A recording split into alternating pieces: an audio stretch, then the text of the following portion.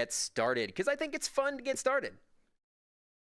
Toki ya yanaleo, mi yan ke kansan, mi wile pana e sona pi Toki Pona. Hey everyone, I'm Greg Dan 3, and today I want to tell you about Toki Pona. Today we're going to be going over Toki Pona's entire sentence structure, with the goal of making sure that you basically have a map to any Toki Pona sentence you would like to figure out.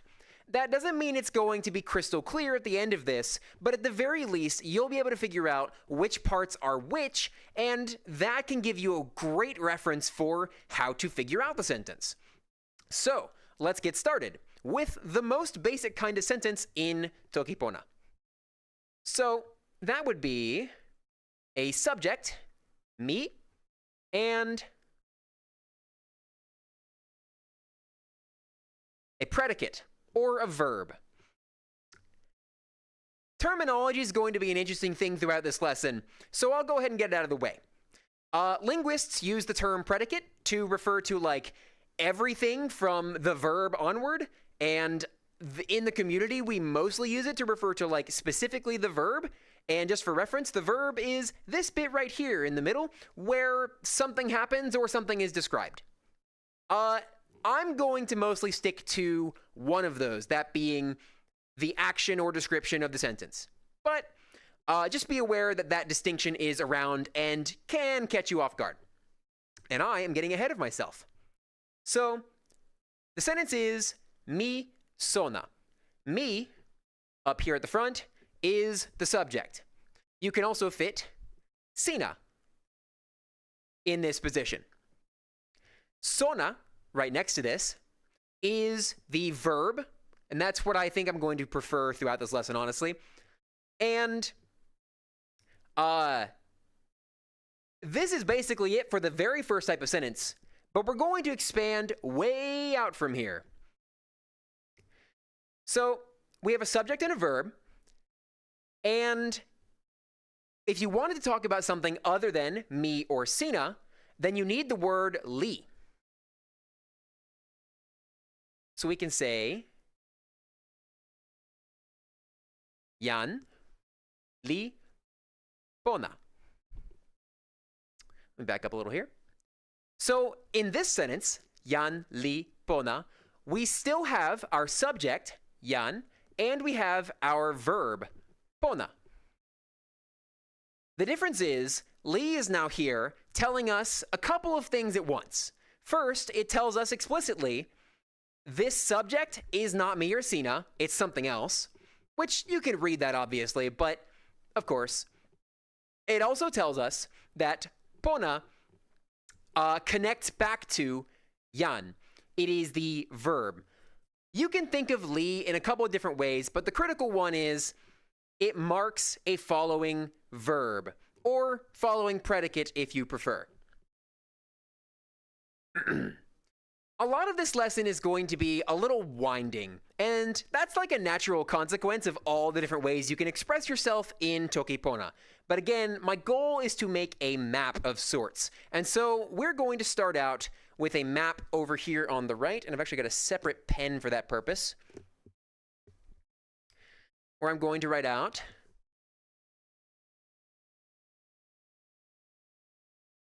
the subject. I've shortened it here. Then we have li, which I'll mark with parentheses. Actually, that's not the best way to write it. Excuse me. I'll just put a li in there. Then we have the verb. Subject, sometimes a li, and then the verb. And we're going to be expanding on that map as we go. Set my pen down. Clear that. We still have the map. Cool. So, the simplest types of Toki Pona sentences have a subject and a verb, and as we've seen so far, one word fits inside them. Basically, all of Toki Pona's parts of speech are... Actually, I'm getting ahead of myself. Let's just demonstrate the next one. We have soeli, li, wile, e, moku. The sentence is soweli, li, wile, e, moku. So we know that the startup here, soweli, is the subject again. Li marks a following verb. Wile is the verb itself. E, so this is the new part. E introduces an object. It is something being acted on in the sentence. So in this case, it's a little weird to say that wile is a thing you do to act on, but it works for this metaphor. Soweli li wile e moku. You could say more aptly that it's like the animal wants food, or you could be a little bit silly, but it still works and say the animal applies want to the food. Basically, e indicates something that is being acted on. It is your object. Let's add that to our map.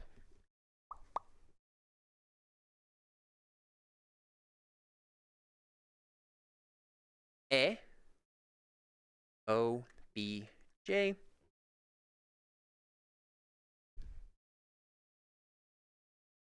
If you are already a skilled Toki Ponas watching this, you might notice that I'm going to run out of space over here.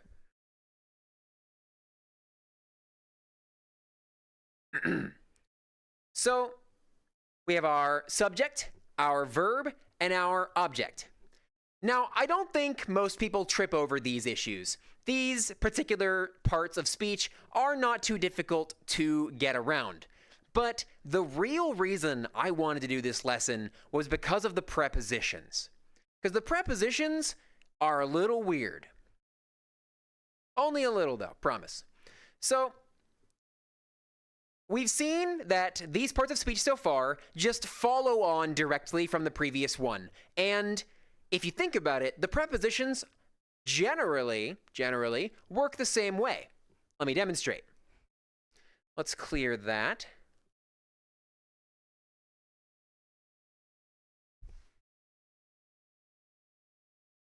Mi, Pana, e, sona, tawa, sina. So, the core of the sentence up here, we have me in the subject. We don't have li, because me and sina don't get that. Pana is then our verb, right after me in the subject. E marks our object. Sona is the object. And then we have tawa, sina. Now, the tricky bit with the prepositions is that a lot of them just look like normal words. In fact, all of them do. And so, when you're trying to parse a sentence, it can get a little confusing because, well, let me make an even better example. Ni, li, ilo, tawa, mi. This sentence, ni, li, ilo, tawa, mi, could be read either, this is my moving tool. Well, my moving tool, because the order is different in English versus Toki Pona. Or it could be read, this is a tool, in my opinion. That's that whole content word thing. But we're not there just yet. So backing up to the original sentence, that's the trickiness with prepositions. But here's the thing. Here's what makes them easier than you think. The prepositions secretly work the exact same way as e or as li. And what I mean is, all they do is introduce another part of speech. The difference is that part of speech has 5 different particles who kind of work together to do that job, and those particles look like content words. Let me see if I can get this across more clearly by introducing head nouns, or head words more generally. That's more appropriate. When you open up a part of speech in Toki Pona, whether the subject, the verb, the object, or the preposition, or I should say the prepositional object, excuse me, the first word inside of that new part of speech is called the head word. And it's called the head word as a matter of convenience, per se. It's the first word in the part of speech, and everything that follows it is, in a grammatical sense, subordinate to it. We'll get to adding on to these words in a bit, but for the moment, what you need to know is that me up here is a head word because it's the first word in the subject. Pana, head word of the verb. Sona, head word of the object. And then over here, sina, head word of the preposition tawa. This is the trick that makes it secretly easier to parse prepositions when you can get a little confused by them otherwise. Because, like, yeah, they look like the rest of the words in Toki Pona, but in this context, they're just performing the same role as all the other particles. Let me show you a sentence where this becomes more useful. Both the head words and the idea that prepositions can be parsed this way as kind of like a part of speech, like Lee and Ed do. So let me clear that.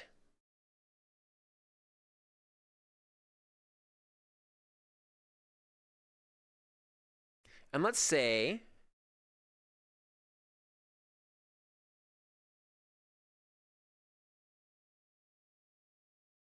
Ona, tu, li,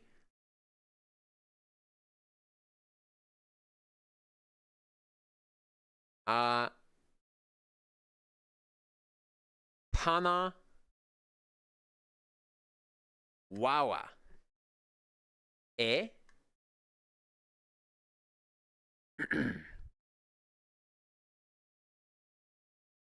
kiwen, tawa,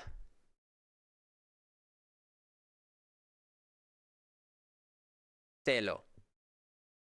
Telo, suli. So remember when I said head nouns are going to be important? This is where it gets really important. Because all the subjects here, all the phrases here have more than one word in them. Our subject is ona tu, but the head of that subject is ona. Everything that follows it is a modifier. And it's worth pausing there for a moment because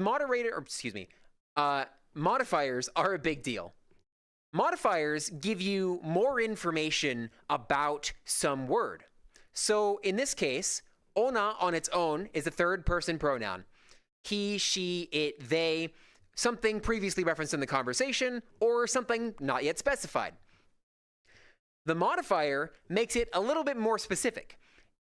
Ona on its own could be any number of he, she, it, they, but in this case, ona tu, the tu tells us that there's specifically, two ona. It gives us an explicit number in this context. And other modifiers perform a similar role of, again, adding specificity. So let's look at the verb. Pana is our head of the entire verb, and wawa is a modifier of that head. It goes back and does something to it to make it more specific. Pana is give or emit or provide. And so pana wawa, wawa is powerful, strong, or confident. So powerfully give, or perhaps throw, right? Something to that effect. Again, the critical thing here is knowing that the modifier, wawa in this case, is adding specificity. You could omit it, but it gives you more information. And it's worth clarifying again, modifiers always follow. And you can remember that because the first word is called the head. Everything else is, to extend this metaphor in a way linguists won't agree with, let's call it the body of the phrase. So we have the head word and the body of the phrase. So backing up to reiterate, ona tu is the subject, where tu modifies ona. Pana wawa is the verb, where wawa modifies pana. Continuing then, we'll go a little quicker, I promise. Kiwen. Well, actually, I did not add a modifier to that one. So there's your head word, that's your object. Tawa telo suli. So remember a million years ago when I said prepositions work basically the same way as li and e? This is where that pays off. So when we use tawa as a preposition, it introduces a head word. In this case, that's telo. And so everything after telo is modifying it, making it more specific. Suli. Well, telo is liquid of any variety, and suli is large or important or tall or wide. So together, telo being modified by suli is large water, perhaps a lake or an ocean. And so this is our entire sentence. Ona tu li pana wawa e kiwen tawa telo suli. And there's a lot of annotations here, so I hope you've been following along. Someone in the comments says, okay, I just heard my brain crackle like ice as it expands. Fair enough. I guess. I hope that helps you. I don't know how to react to that. Continuing. So I'm going to add to our map over here.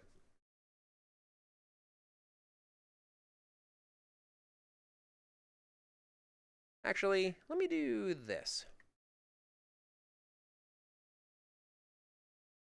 We'll do an itty bitty little prep, and then we have a much bigger prep object. So back to our map. Subject, li, verb, e, object, some preposition. There's 5 of them, but it's always some preposition if it's present, and then a prepositional object. Now, I'll quickly note that you don't need to worry about all the terminology. What you need to worry about is the map, as it were. That is to say, it's really, really handy to be able to tell, okay, this is before li, and so it has to be whoever's doing something in a sentence. And then after li, that has to be what's being done in the sentence. And then, oh, there's an e, so that's something we're acting on. We're doing something to it. And then the preposition, that's like where something happens, when it happens, what it happens to, and a couple of other things, of course. And that map is the critical thing, more important than the terminology. Knowing where you are in the sentence and what that means for what the sentence means. So let's go back to this example sentence, which I've probably read out like 5 times now.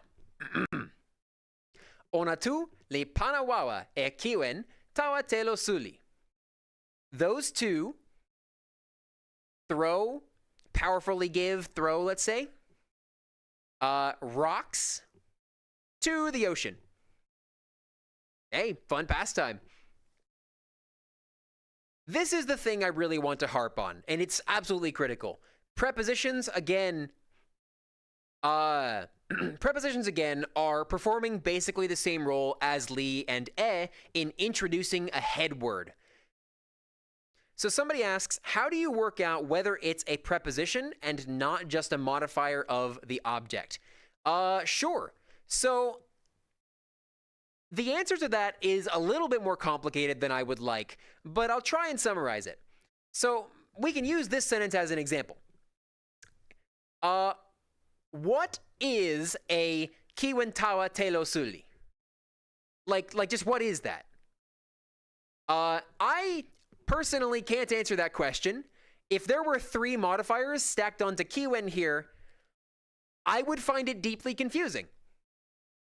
And that's the reality here. Like, there probably is something that kiwentawa telo suli could be, but it's much more reasonable, much more understandable to go, wait, tawa is a preposition.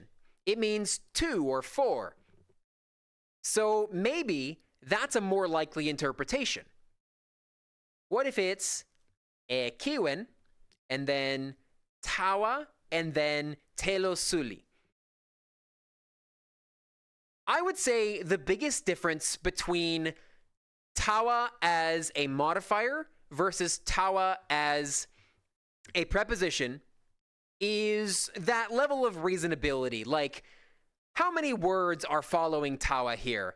How many words are following what would be the head noun if tawa were a modifier, right? Now, there are some ambiguous cases. I showed off one before.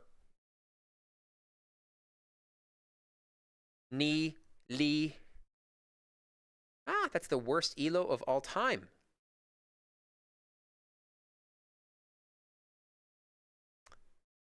Ilo,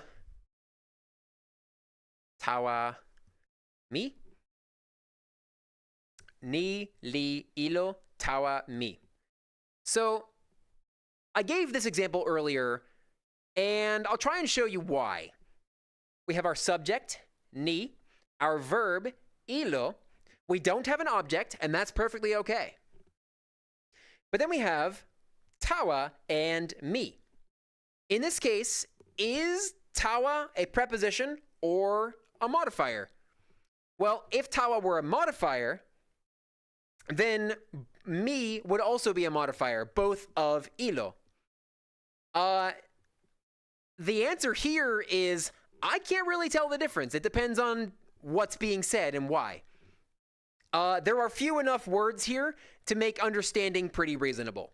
That is to say, tawa could be a modifier, in which case, ilo tawa mi, like my scooter, my bike. So altogether, this is my bike.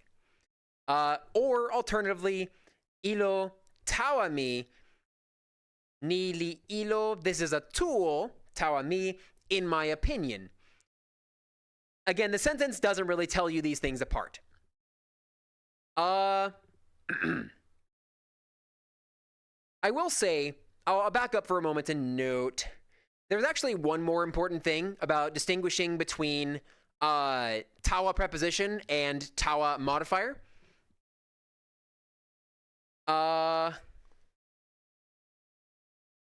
So let's say I clear this bottom sentence, and I'll make an example out of that.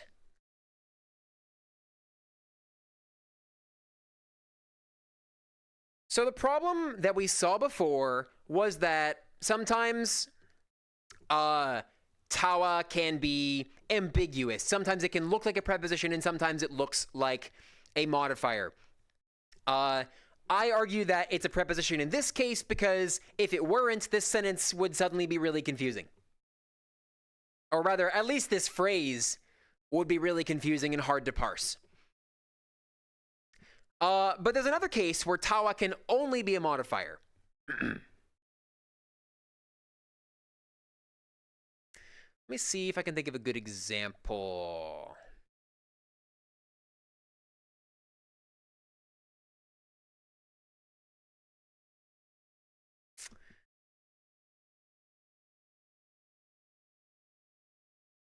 I can't think of a good example.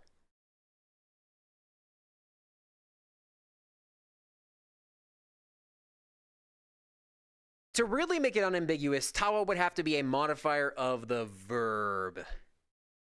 That's a little harder. I'll come back to that question. I'll have to come back to that question. Let's see if I have any comments. or in the town about the giant wet rock about to crush them. True. Prepositions can be at the front with la, but that's a whole other thing. That's also true, and I will get to la. The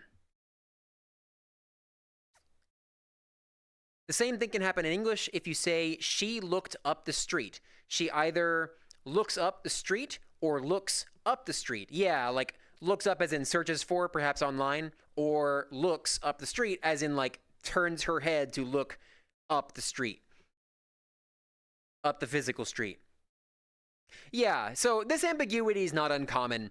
There's tons and tons in literature about it. So I'll go back to the summary. You can generally tell when a preposition, or excuse me, when one of the possible prepositions is a preposition, because if it weren't one, the phrase it would now be in would be massive and confusing. I know that's not the most helpful thing in the world, but frankly, if you find a phrase like tawa te lo suli or lon tempo mute or tan pali nasa, and you find all those things at the end of your sentence, well, you're almost certainly looking at a prepositional phrase with its preposition up front. And so tempo here is a head, pali here is a head. And you're not looking at a big phrase of the object, or perhaps phrase of a previous preposition. Excuse me. So hopefully that clears it up as much as it can. Honestly, this absolutely does trip people up more than anything else. But I hope that this framework, this map here, can be a huge help to figuring out what is going on in a sentence. All right, so the next thing I would like to cover is what happens if you have a few of these. Now, the answer is actually very simple. If you have a few li, or a few or a few prepositions, I will clear that. I have cleared the wrong one. Look at me go. I'm going to put that back up really quick. Sorry.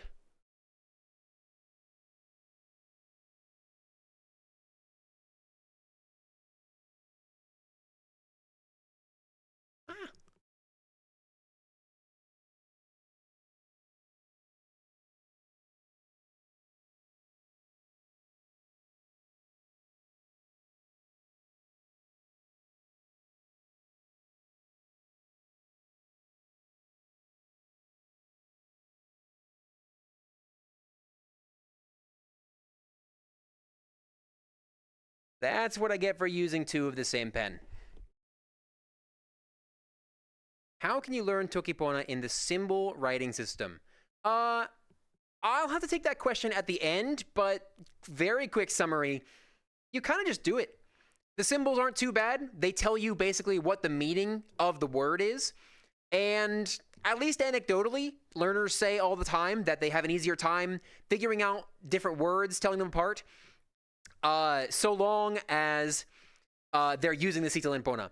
Compared to learning it in Citlalin Lasina, that is the Latin alphabet, they have an easier time telling these words apart.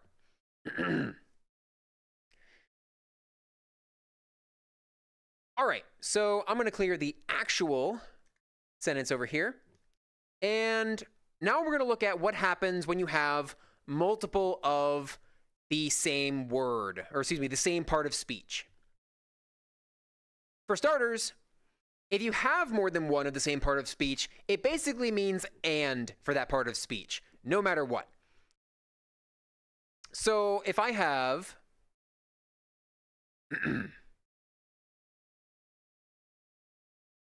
akesi, li, sui, li, lape. Our subject is akesi. Li tells us there's a verb coming up. Sui is the verb. A second li, here's where it gets interesting. That one's still talking about the same subject. And then lape is a second verb. That's the big thing. Li is here to introduce verbs. That is its whole purpose. And it always does so. If you have more than one of it, it's just introducing another verb. And the same goes, like I said, for every part of speech. So if I have kala, li, moku,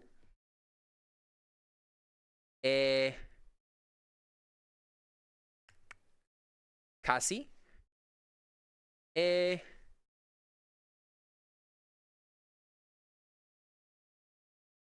kili. Kala, li, moku, kasi, kili. Same deal. Now we have objects. Li is still doing its job of introducing a verb. Is still doing its job of introducing an object. Now we have a second and it also introduces an object. Just another one. Oh, I did not translate the prior sentence. That might help. Excuse me. Akasi li sui li lape. The reptile is cute and it sleeps. That'd be important to introduce to you the actual interpretation. So here, kala li moku, a fish eats, kasi, kili. Kasi is plant, kili is fruit or vegetable. So the fish eats plants and fruit. Again, if there's more than one of these, we have two so that's and for that part of speech. What if we had a bit of a mix? Let me show you what I mean. Clear that. How was the fruit pronounced like? That's kili. K-I-L-I. All right. Also, if we had a mix of li and then we could say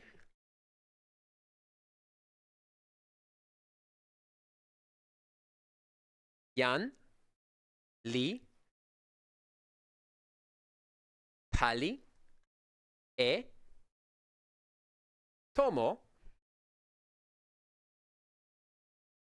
li,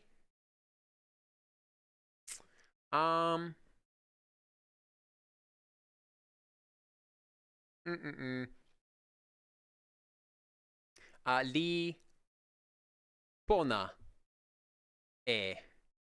Pona. So, the way I've written the sentence here gives away the game, as it were. When li introduces a verb, it connects to the following When you introduce another li, it's kind of like starting over at that point in the map. And so what happens here in this sentence is when we introduce the second li, the second verb, the structure here is telling us we're going to connect it back to yan, the subject. That's a really big deal. This map that I've made over here, it doesn't just tell us how one sentence is structured. It tells us how all the sentences are structured. Mostly. And that's a big deal. If we get to li and then then we're going to have to start, or excuse me, if we get to li, then we get to but then we find another li, that means we've started back over at li. If we get to li and then a preposition, and then another li, back up here, and it goes again. You're still allowed to have more than one, and I'll be honest, there's no way for me to give like a truly exemplary, a truly guided example for like this entire process. It's just a little bit much to get through.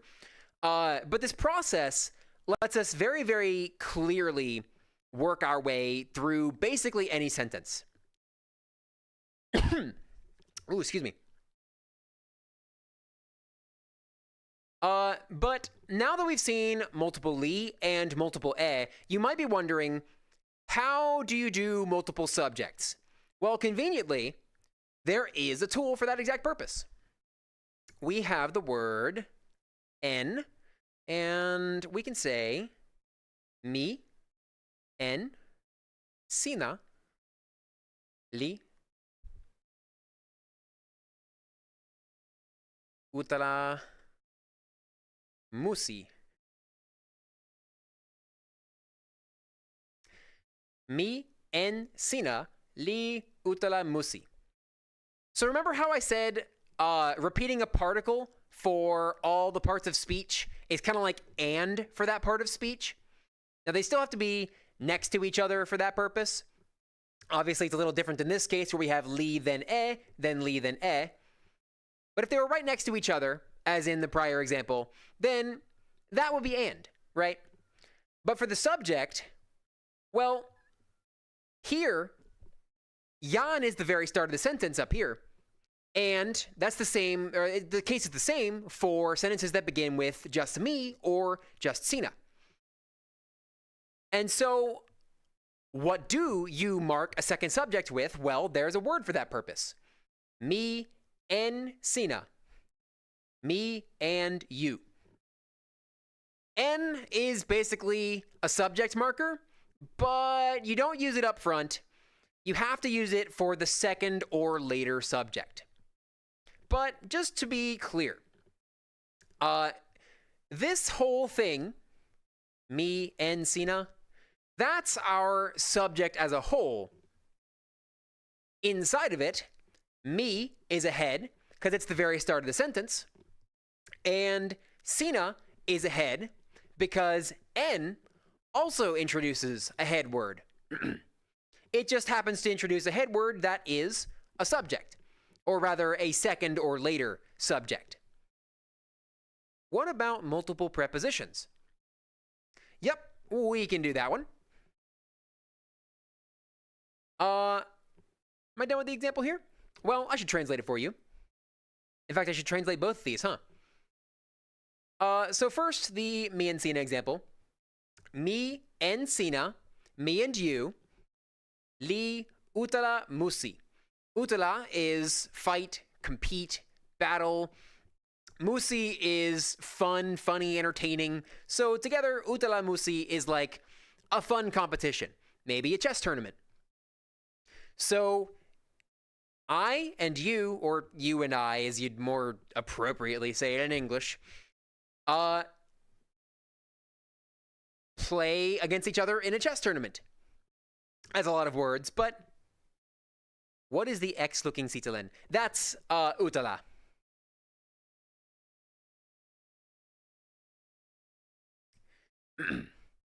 Yeah, so me and Sina li utala musi, you and I play fight. And then this one at the top. Yan li pali e tomo li pona e ona. So yan is just a person, like somebody. We can imagine we're just talking about like somebody who works on homes, a construction worker. Yan li pali, work or create. E tomo. Tomo is room or building. Really any sort of home. So a person creates a home is this first sentence. Li pona e ona. So remember that this sentence, or excuse me, this li connects back to the subject yan. So yan li pona e ona. Well, ona is a third person pronoun. Here it refers back to the tomo.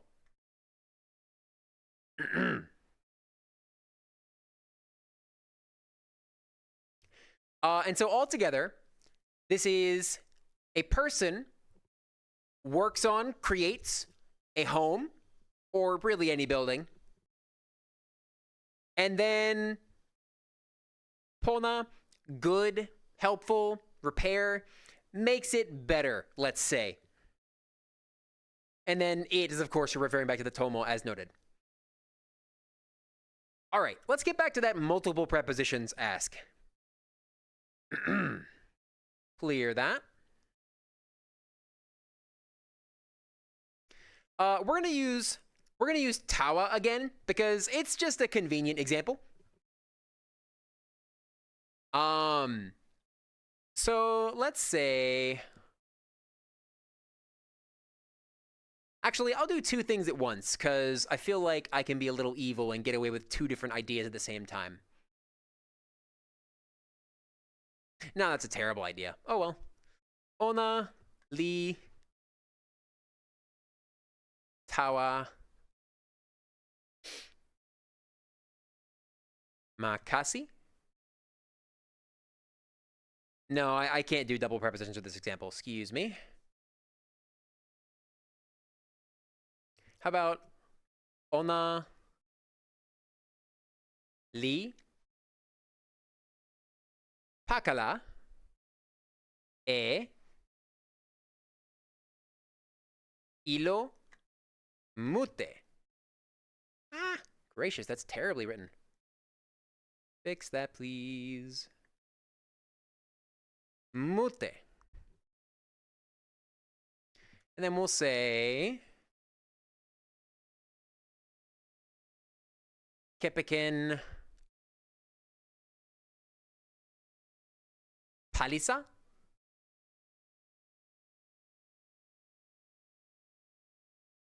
Kepekin telo. Ona li pakala e ilo mute. Kepekin palisa, kepekin telo.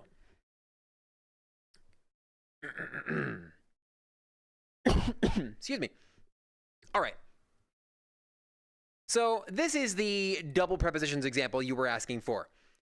The preposition kepekin is performing the same introduce a head word role, but still, kepekin is serving its own special purpose among the prepositions. It means using. It just means using. That's all it does. It means to use. And so in this context, kepekin palisa, kepekin is the preposition, palisa is the prepositional object. We'll mark that.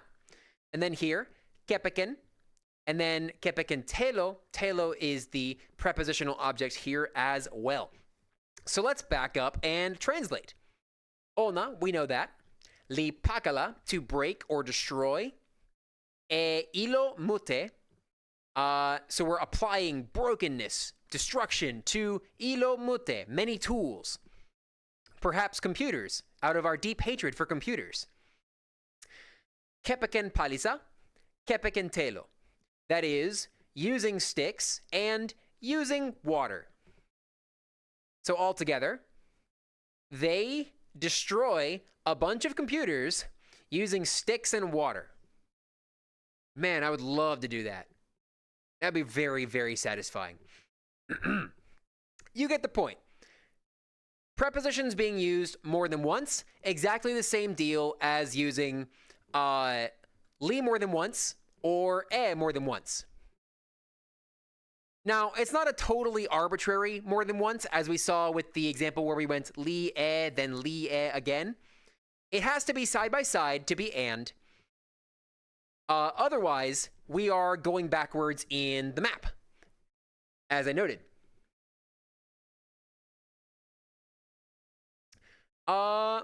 So, as far as the parts of speech, that is everything in the core of a sentence. However, what we haven't gone over is what the deal is with ala, what the deal is with p, and what the deal is with la. And I'll throw in an honorable mention to preverbs as well. So actually, while we're at it, I'm going to add a couple of notes over here to what I need to go over still.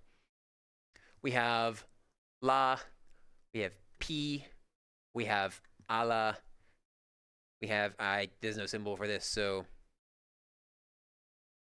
p verb.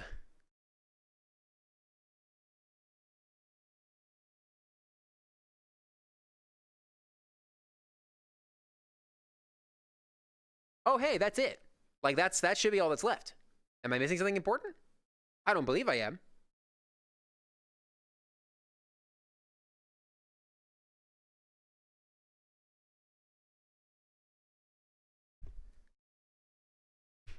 And if I'm not missing anything important, then writing on the walls. Oh, yes, you think this chalkboard is a real chalkboard? I am in VR chat. I can write wherever I want. I can write in the middle of the air. It's actually very fun, by the way. It is super, super fun to write Citizen Pona in VR chat because you have so much more freedom than a sheet of paper gives you. Because, of course, I can write completely three-dimensionally. Woo! Yes, that went around my head. All right, so I'm going to clear that. And I'm going to cover la basically instantly. Are you ready? It'll take about 1 minute. So, la can have a phrase in it. Mi, la, ni, li, pona. This can look a little weird when you're starting out because la is changing where the sentence starts. But the critical thing is our subject here is an anchor for where you are in the sentence, where the sentence you care about is. So ni, our subject, lipona, that's our verb right there. And then la up front, it's just giving us context for what's going on, and it can be a phrase. Everything before la in this context is a phrase, and we're going to say that everything after la is the map. Or perhaps more usefully, it's a sentence. That can be a little confusing when I say, oh, the whole thing is the sentence, and also,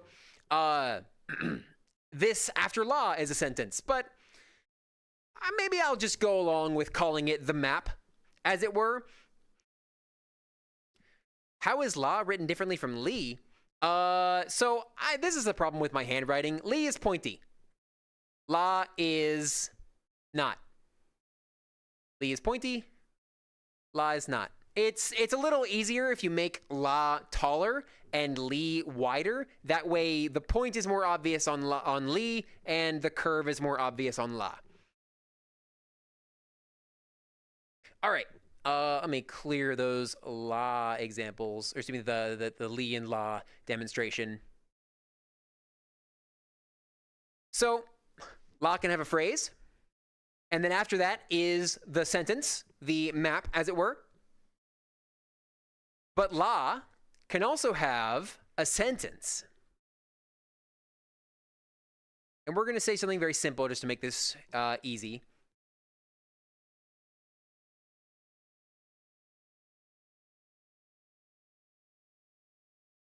Pakala e ni la sina esun e ona. All right. Sina pakala e ni la. Sina esun e ona. You'll notice that everything before the la is perfectly familiar to us. And everything after the la is, again, perfectly familiar to us. Because la can have a sentence before and after it. You forgot questions. Why, yes, I did. I'm going to mark that really quick. I also forgot oh, but that's pretty easy. There we go. Sina pakala e ni la. Oops. No. Sina esun e ni. Translating. Sina pakala e ni. Again, that's a sentence unto itself. We get that already. So, sina is you. Pakala is break or destroy. Ni is this or that. So, you break this. La, indicating context. Sina esun e ona. Sina is you. Esun is exchange, barter, purchase. E ona. It in this context. It's referring back to something previously said. Sina esun e ona is you purchase it, you buy it. Or in other words, If you break it, then you buy it. Love that. Again, the critical thing is la is super simple because up here, it only has a phrase. Down here, it's an entire sentence. Now, figuring out the relationship between those two sentences, that can be hard from time to time. Not going to downplay that. But the grammar, mega easy. Because it's either a phrase, in which case we totally get that. Just for clarity's sake, me here is a head word. Or before la, it's a sentence. That really is it. And so if you're ever trying to navigate your way through a long phrase, a long sentence inside of la, well, the map. That is, it has to have a subject at the start. It has to have a verb. What else does it have inside it? Well, the particles tell you. Maybe it has an object. Maybe it has a preposition. But at some point, you know you have a beginning of the sentence, and you know that there's a la, so there's an end of the sentence. And then you can use the particles to guide your way through it. And again, that really is the thing I want to hammer in here. The particles are the map. And again, the prepositions are no different. The particles tell you where you are in the sentence, and so they give you a good idea of what is going on. All right, so that was la. Let me clear that.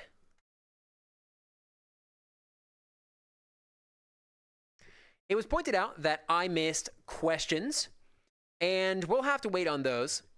I noticed that I missed ol, so we're going to do ol right now. So ol has, for our grammatical purposes, 3 roles that it plays. And the first, I'm introducing this in maybe a weird order compared to how you would learn it, but it's okay. The first is exactly the same role as li, mostly. So let's say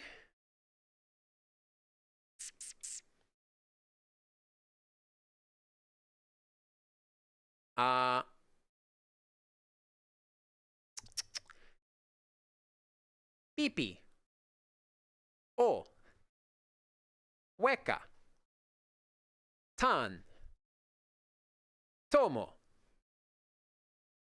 Pipi, o, hueca, tan, tomo.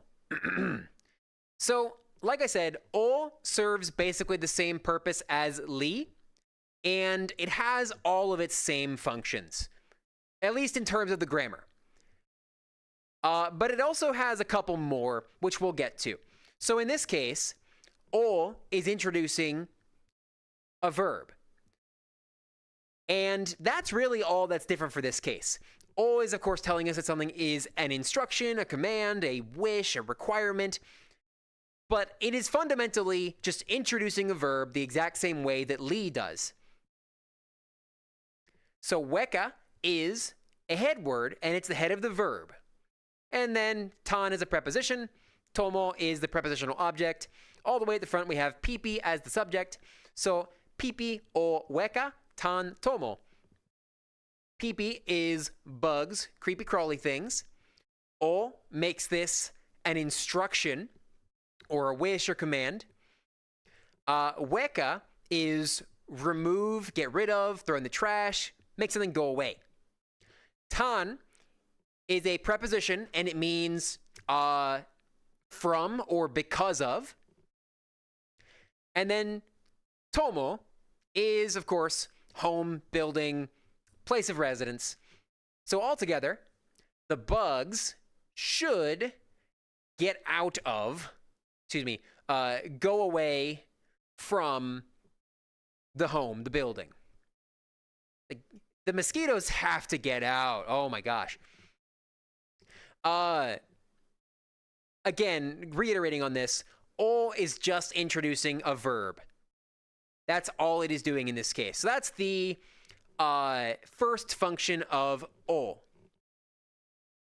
The second function I will list out for you is when o doesn't have a subject. Sort of. we could say o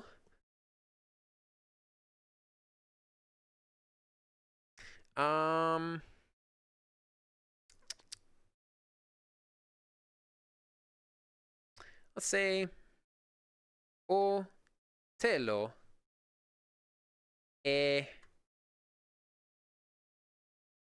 casi. O te lo e casi. So in this case, it looks like we don't have a subject. O is still performing its same role of introducing a verb, that's te lo. E, exactly the same as before. It's not worried about o. It just needs to go in the right order. Then we have casi. O te lo e casi. But what's the deal with the subject? Well, as I said at the start, o is something, it turns a sentence into an instruction. It turns it into a wish or command, right?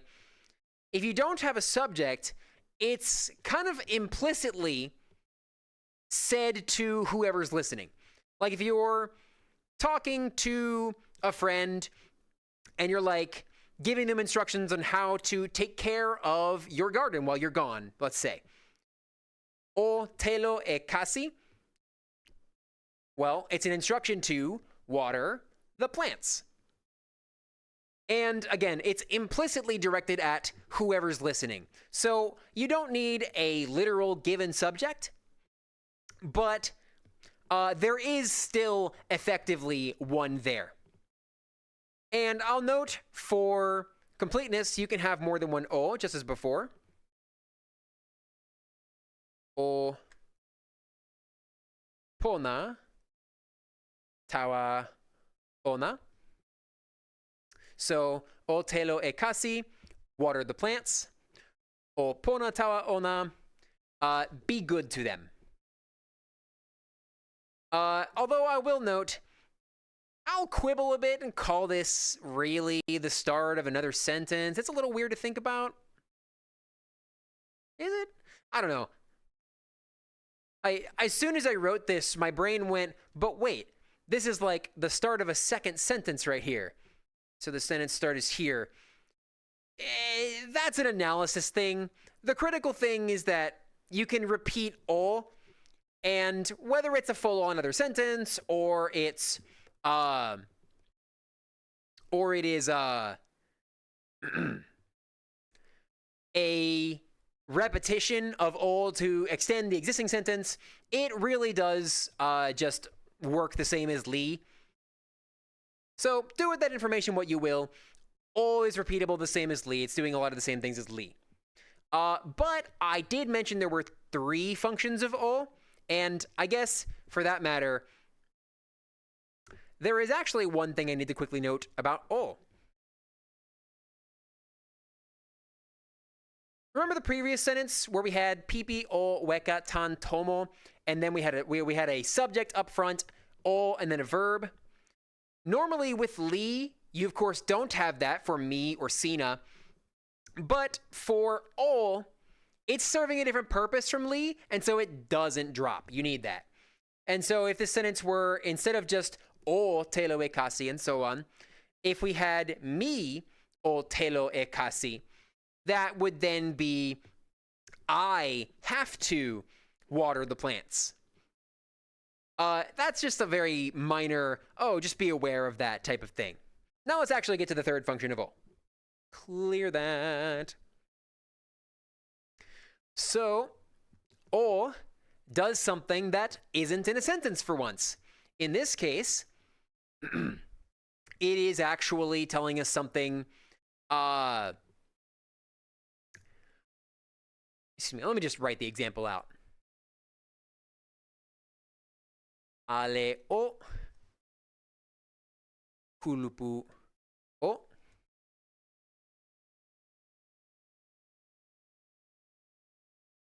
mama o.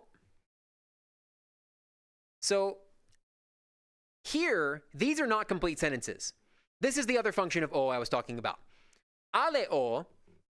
Ale is everything or anything or all or everywhere, or various complete as you get it. Ale o. Since ale here has o after it, this is essentially getting the attention of ale. Really just whoever happens to be listening. So if you like get up in front of a crowd and you go, ale o, that's like trying to get everyone's attention so they'll listen to you. Kulupu o, same deal, but directed at kulupu, the group, maybe whoever's nearby, maybe people you're traveling with. Mama o, mama is parent or ancestor, so mama o, getting the attention of your parent, your guardian. In any case, o is serving this purpose when it's standing on its own outside of a sentence. It's getting the attention of something. All right, so that's o. I have P, ala, preverbs, and questions to get to. Let me clear that. Here we go. P, ala, preverbs, and questions. Okay. I was dreading these ones because while they aren't really all that complicated, at least in comparison to the rest of the grammar, they have a lot of little examples you have to really dig into to get it. And ala in particular is kind of the worst, so I really have to do that one last. So we'll go ahead with P. All right. Let's say we have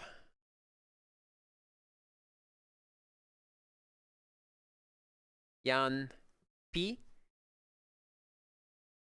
kama sona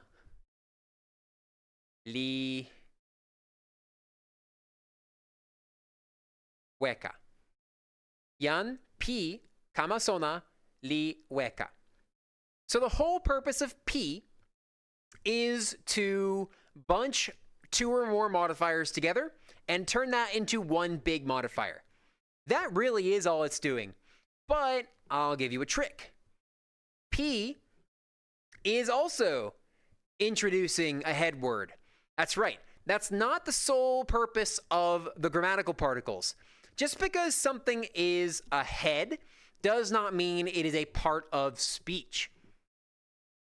So, sona is a modifier for kama, and then this whole thing, P, kama sona, well, that's a modifier for yan. And so, all together, yan, P, kama sona,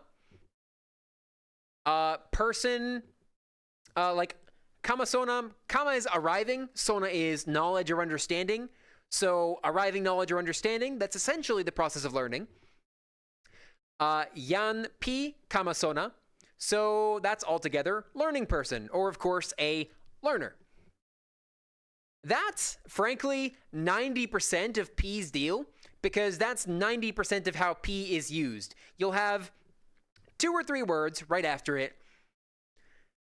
Excuse me. 2 or 3 words right after P, and those get bunched together into one big modifier. That's really it. And well, then the modifier goes on to modify something else.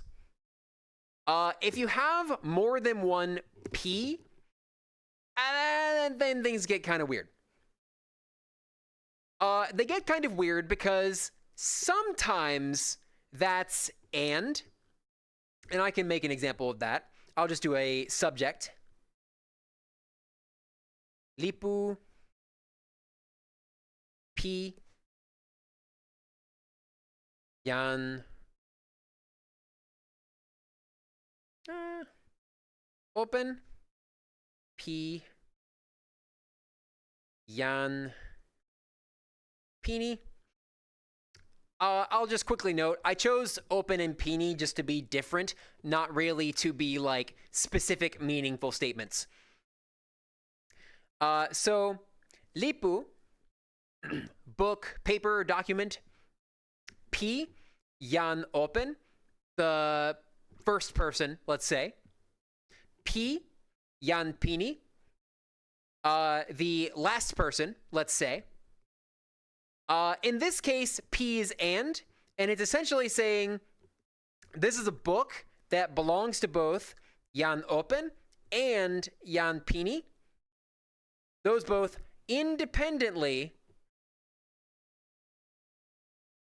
modify lipu.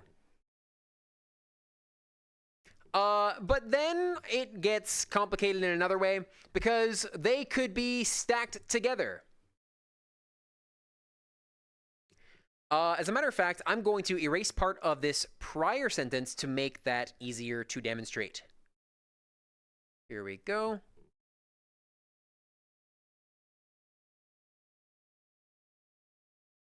So prior sentence is now Jan P Kamasona. P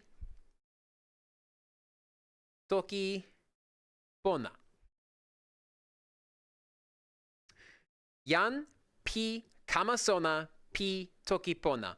So this one's different because in the previous example with P, those were and. It's two different P working separately on the same head word.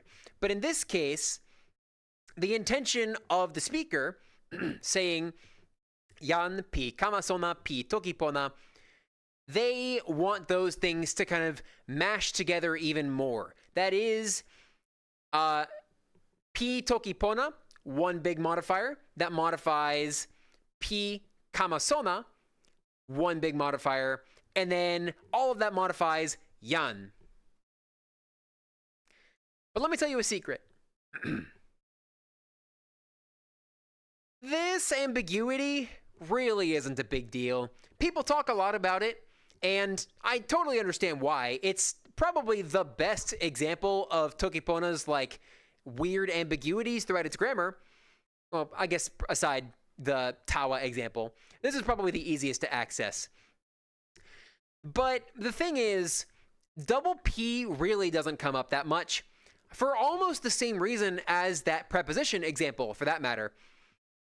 Because if you have a bunch of modifiers hanging off of some head word, it's just confusing. It gets really hard to understand what's going on. Generally speaking, if you have a P phrase of any description, there's probably some way to put it into a part of speech, into some part of the sentence. And when you do so, it'll become that much more understandable. This especially applies to this first example, because the intention here is Jan P Kamasona P Toki Pona. That's somebody who's learning Toki Pona, but why don't we just describe them with a sentence? It's basically the same thing as saying Jan Li Kamasona E Toki Pona. And this is an excellent segue into preverbs, because I've just used one. All right.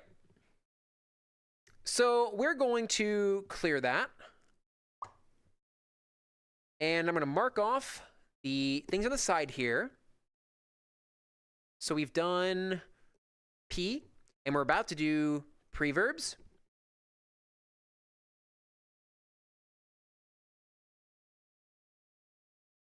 Okay. So you saw one of the preverbs already. That was kama. Kama, we saw, means arriving. So we're going to use that one again. Kasi, li, kama, suli. Kasi, li, kama, suli. Forgive my comma here. It's not the best.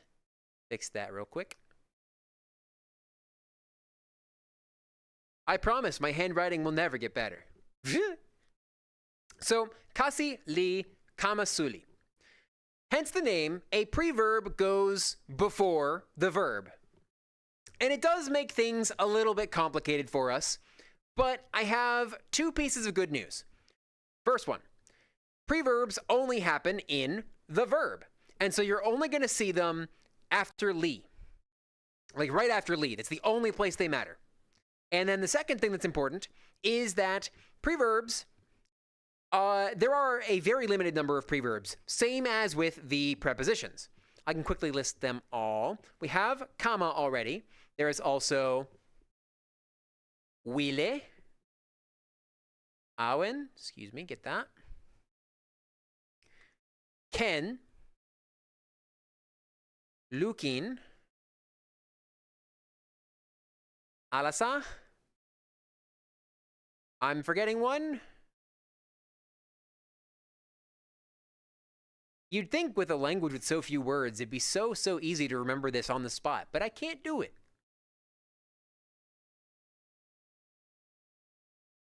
Have the comments figured it out before me? Which one am I forgetting? I'm going to be embarrassed when I figure out which one I'm forgetting. Kama, wille, awen, ken, lukin, alasa. Sona. I'm missing sona. That's my favorite one. What am I doing?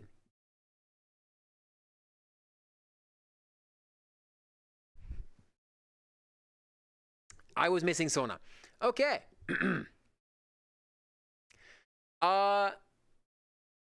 So because there are so few preverbs, it is very easy to tell when one is in use, especially since if they are in use, they have to be at the very start of the verb, or there can be more than one of them in some cases, but they're all bunched together, still at the start of the verb. And they very much stick out when they do so. Like, kasi li kama suli. Let's imagine for a moment that kama is a verb, and then suli is its modifier. What would that mean? Well, kasi li kama, that's the plant is arriving, or the plant is invited. Okay, sure. But then what is kama suli? The plant is arriving in a big special way? The thing is, when you have a preverb and you mistakenly interpret it as not a preverb, as just a verb in this case, what you end up with is kind of a mess. And again, I do have to apologize because it is another case of you'll get it eventually, and it's really not that bad. But I do promise you, it sincerely isn't that bad. Kasi li kama suli. Kama is a preverb because, well, the other interpretation doesn't make any sense. And so you'll have your preverb, and then when all the preverbs are done, you have the head of the verb. And yeah, that does make things a little bit more complicated, especially with how common preverbs are. Wille, ken, and kama are especially common, so you can frankly expect them to be preverbs more often than not. I've specifically checked that. However, it is still the case that they can be confusing. But I have good news. It's not a preverb if nothing follows it inside of the verb. So let's make an example. Mi wille e telo. Wille could be a preverb, but there's no other words in the verb. And so wille can't be a preverb in this case because the preverbs only do anything to the verb, right?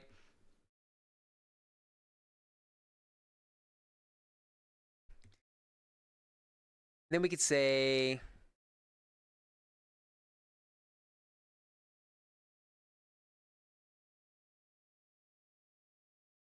mi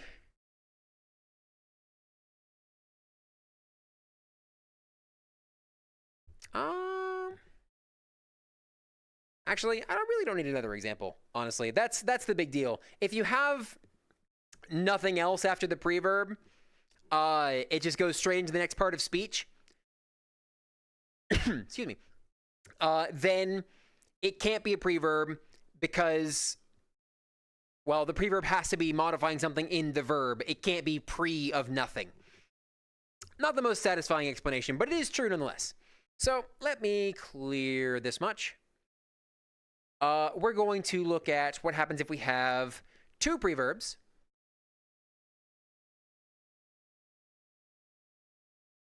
Mi, huile,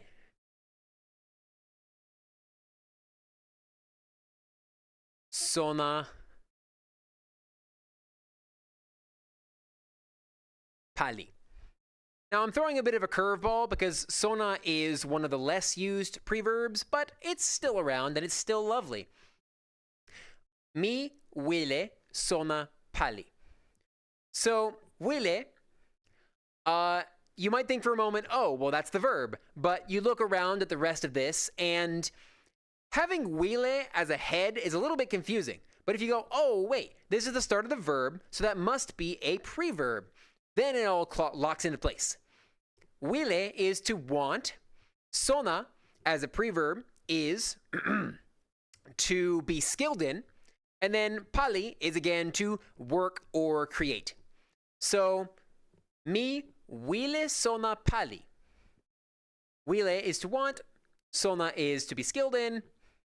Pali, to work or create. I want to be good at creating. So generalizing that for the purpose of the grammar, when you have more than one preverb, it just means you put their meanings together from left to right, quite literally. Like if I say, and I won't write this out because I want to go quickly, mi huile kama sona. Huile is to want, kama is arriving. Kama as a preverb specifically is like to make something, or I should say, something becomes true, or maybe something changes. So, huile kama sona, I want to become learned. I want to know. Let's see, sona as a preverb was always kind of useless to me. Like I always just use can. That's totally fair. But let me make a case really quick, because I honestly love sona preverb. The ability to do something and being skilled in that something are quite different. Mi sona pali ilo. I'm really good at working with computers. That's very, very different from mi ken pali ilo. I can work with computers. They definitely overlap, don't get me wrong, but sona pali ilo, it's a more specific statement. It's telling you specifically, I'm skilled in that thing, not just that I'm able to do it. All right. That was preverbs.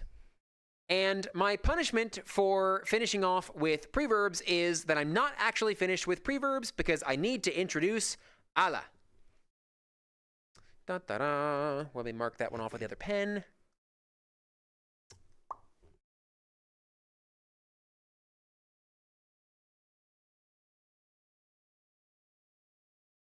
All right, so ala's deal is different depending on what part of speech it is interacting with. For example, it can negate a preverb, it can negate a preposition, it can negate a head, and it can kind of sort of negate modifiers with or without P. It's an ambiguous thing. I will show you in a bit.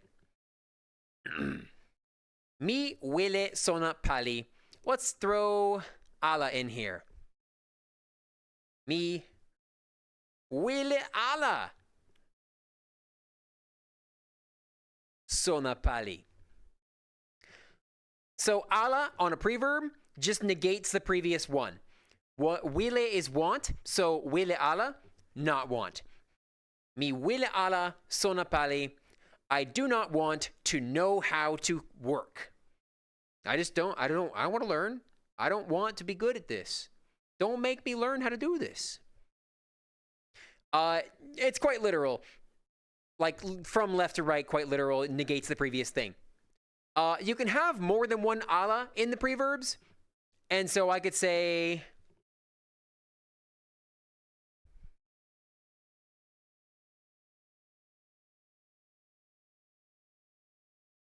man, this is a weird one. Ona li kama ala wile ala ni. Ona li kama ala wile ala ni. So remember how I said the preverbs can just keep going and then you have the verb? Yeah, the head of the verb is all the way over here. Honestly, if I were going to name a most confusing part of like Toki Pona's grammar for learners, I would sincerely pick the preverbs. Not that they're confusing all of the time, but that they can certainly get the most confusing. And, well, they have the same problem as the prepositions, but worse. They all look like content words. All right, what does this sentence mean? Ona, they, li kama ala, they do not become, wile ala, they do not want, ni. Ni in the verb is this, like doing this as an action. So I do this, I do that, right? So I do not become not wanting to do this. What's a good way to translate that into English that like makes sense? I promise you this sentence makes perfect sense in Toki Pona, aside from being clunky. But it's kind of a weird thing to want to express in the first place.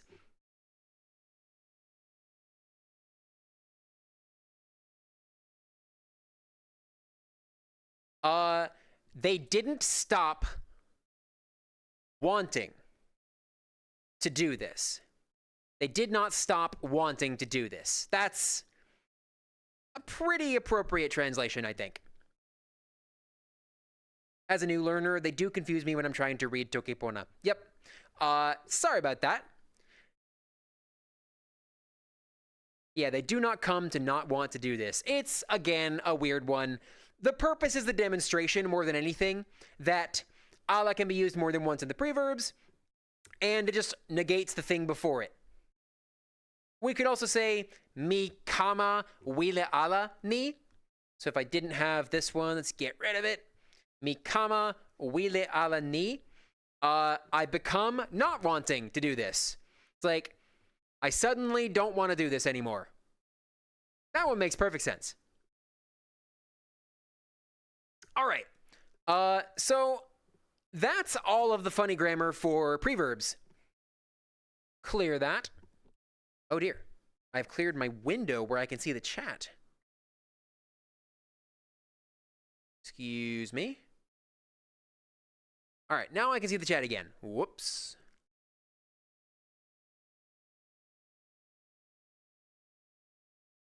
I would say maybe the whole li, la, e, p thing is the most confusing for new learners. Oh, gracious. I've just messed up my camera in-game. Ah, I can't believe all this is happening right now, all at once.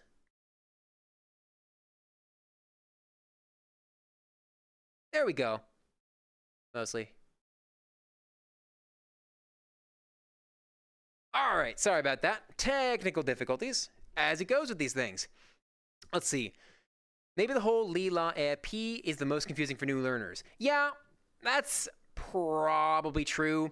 The purpose of my map, as it were, is to help you figure out what's going on there, right?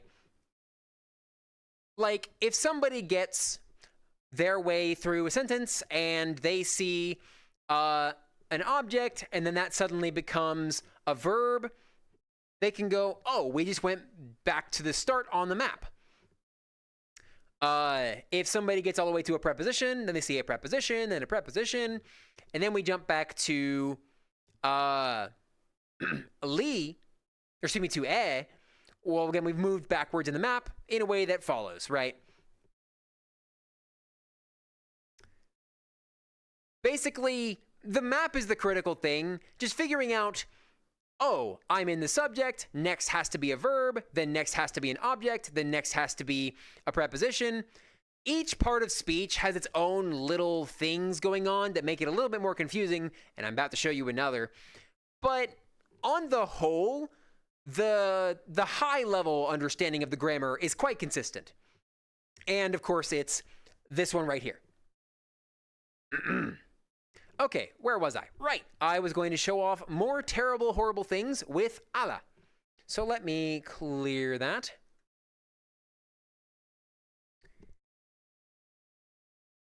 And we're going to look at what happens with the prepositions.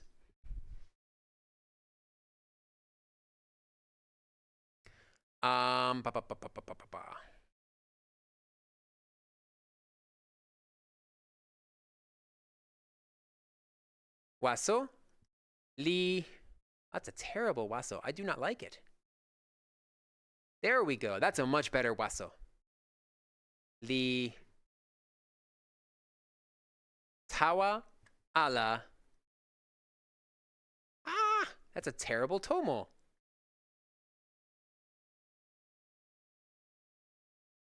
Tomo. Can you tell I'm getting a little tired? Oof. Waso li tawa ala tomo. Right, so the other thing ala can do is negate the prepositions. If you see a preposition and the very next word is ala, it's not that ala is the head of that preposition. It is that the preposition is now negated. So that thing is not happening. It's not context. You'll see this very, very often with lon. So, ona li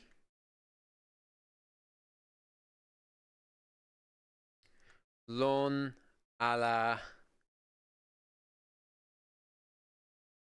ma ni. And it occurs to me that all my examples are prepositions directly in the verb, so I should probably comment on that really quick. But while we're here in ala, again, if a preposition is followed by ala, what that means is the preposition is being negated. It's not that ala is the head, the next word is the head. The preposition is being negated. Waso li tawa ala tomo. Waso is bird or flying critter.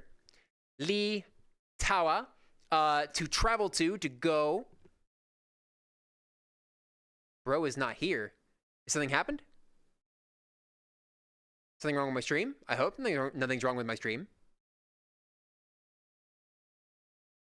I'm going to continue as though everything is fine. Waso li tawa ala tomo. Tawa ala. Oh, you're translating the second sentence. I'm a goober. Okay. Tawa ala does not go to tomo, home, building. So the bird did not go home. And then ona li lon ala ma ni. So lon is being negated by ala. Ma ni, this place, this location, this dirt, this planet, they are not here. They are not in this location. Yeah. Bro is not here. All right, so it occurs to me now, and I mentioned it a moment ago, I skipped over a part of prepositions, which is pretty important. So we've seen examples all throughout this this lesson where I can omit parts of speech, like I can do the subject, then a verb, then I can go straight to a preposition, and that's totally okay. So I can say like, yan li pali lon tomo. That is, a person works in a building. I don't need to have a, it's totally optional. So that's another note. We can jump ahead in the map. But prepositions do a funny little thing where we can go directly from li to a preposition. And if we go directly from li to a preposition, it's the exact same thing grammar-wise. That is to say, the preposition is unchanged. It's doing the same thing in the grammar. So li introduces the verb, and the next one, well, instead of being quite a head, now it's a preposition, but then the preposition introduces the head. The other thing is, grammatically, it's now describing the subject instead of being context for what's going on. Hang on, I want to respond to the chat here. Onari bro is cooked. No, actually. If you say bro is cooked, that's like saying he's screwed, he's destroyed, he has been obliterated, right? If I say bro is cooked, that's like only anpa wawa. They have been defeated. Maybe it's not as funny in Toki Pona, but I promise you, Selly is not the way to go there. And what was the other one? Soon we'll be translating ale as chat. No. Okay, I mean, you can't do that. But I like kulupu. In fact, there's a very good clip of me playing Rain World where I'm completely stuck in a corner, and I pause in that corner and I go, kulupu. And the very next instant, a giant monster reaches through the wall I thought it couldn't go through, and grabs me, and I die.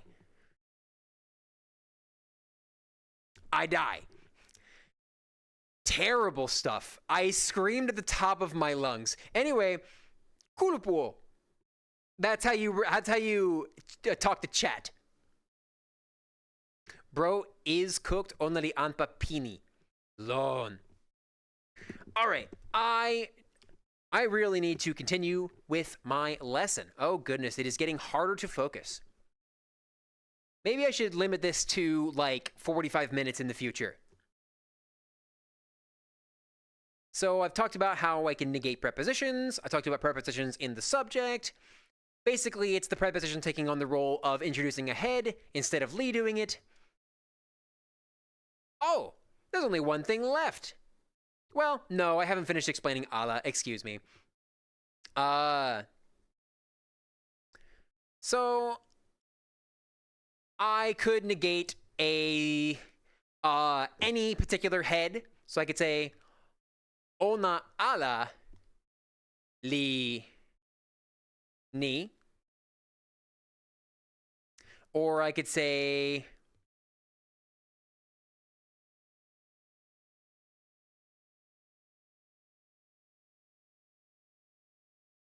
I could say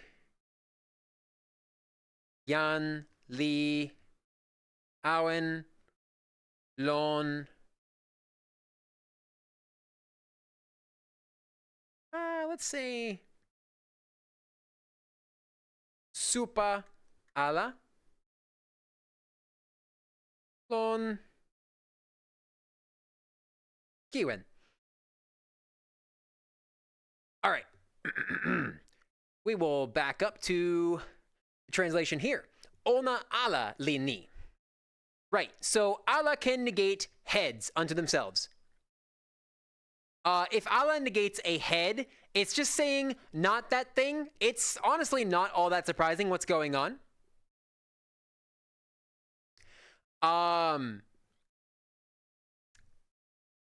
What's a little bit surprising maybe is the interpretation. Ona ala li ni is basically not them is doing this. And it's like I said, it's a little weird to do this. You can, grammatically it works just fine.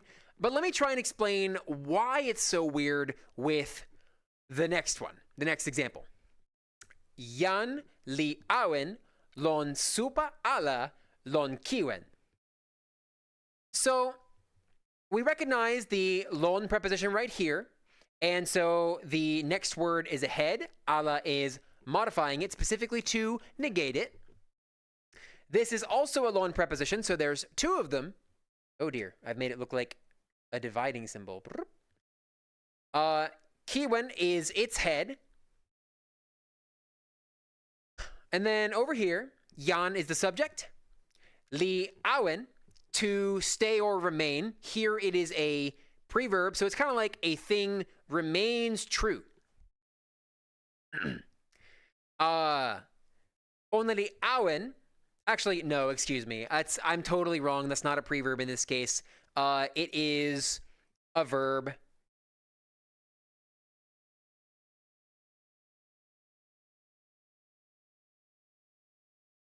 Yeah, I'm definitely getting tired. I'm going to limit future lessons like this to like 45 minutes and then a question and answer section. Sorry. Yan li awen, the person is staying or remaining. Lon supa ala, lon, so at or in some location. Supa ala, not on the furniture, not on some flat surface. Lon kiwen, on a rock. In other words, we could translate this. A person, like somebody, let's say, we'll just say they, even though it's not technically the correct translation. They are not sitting on the furniture. They're sitting on a rock. Oh, is it too good for them? Like, come on. The point here is the negated head is used as a demonstration of what's not going on, and then you give the correct information. If you leave out this extra lon kiwen, it's still perfectly fine grammatically. It's just a little weird in understanding. More on the rock, not the floor. Kiwen li supa ala supa. Kiwen li. Palisa mute only wile awen lon ona tanseme. Misona ala.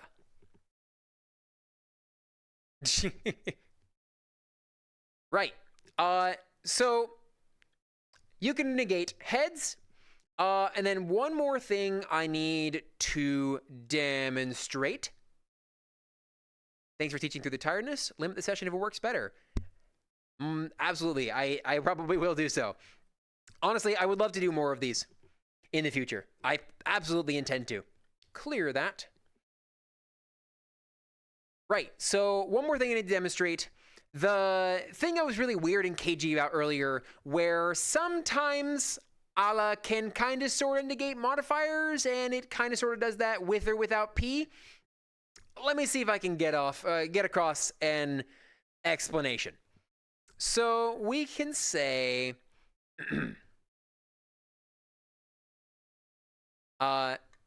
yan li, comma, lon, tomo, pona, pona, pona, ala. So this is where things get a little weird. This one, in this case, the ala looks like a normal modifier for tomo. And in terms of the grammar, that could be the case. It could be that the entirety of tomo pona is negated, so it's not a building. But I think it's a little bit more common that what the person intends with this statement is actually that pona is negated.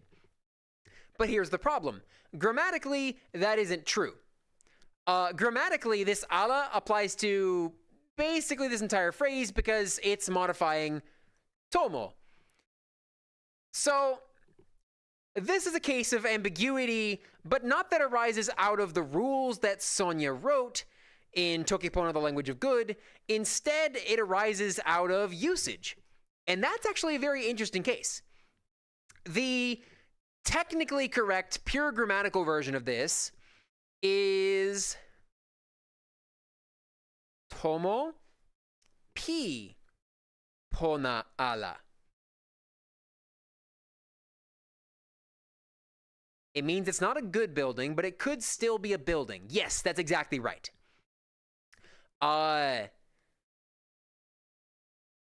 In this case, the P clarifies fully what's going on.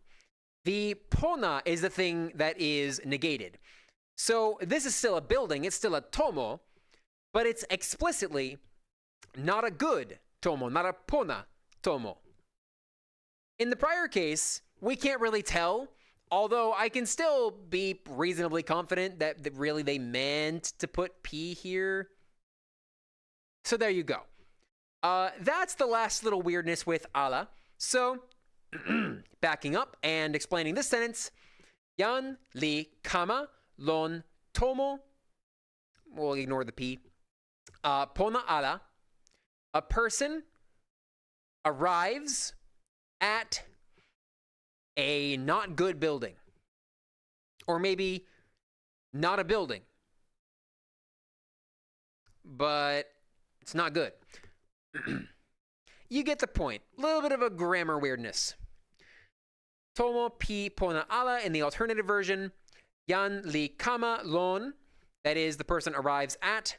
Tomo pi pona ala, they have arrived at a not good building. It's still a building, but it's not good. In the former case, maybe it's not a building, maybe it is a building. It depends on context. I do want to back up a moment and note this bit of ambiguity is so minor. This really doesn't come up. If it does come up, it's almost always clear what's going on. Honestly, you'll have way more trouble if you're a new learner with like the prepositions or with the preverbs. This, by the time you're worried about this, you're already going to know what's going on. Promise you. All right. Lastly, there are questions, and that's great because I have so many questions to take from the crowd. Actually, I've been taking questions as we go, so it's probably not that bad. But, so questions. For starters, the first type of question doesn't even change the grammar. That is, questions involving the word seme. And so it's actually a great stand-in for every single part of speech. Watch this. Seme, en, seme, li, seme, e,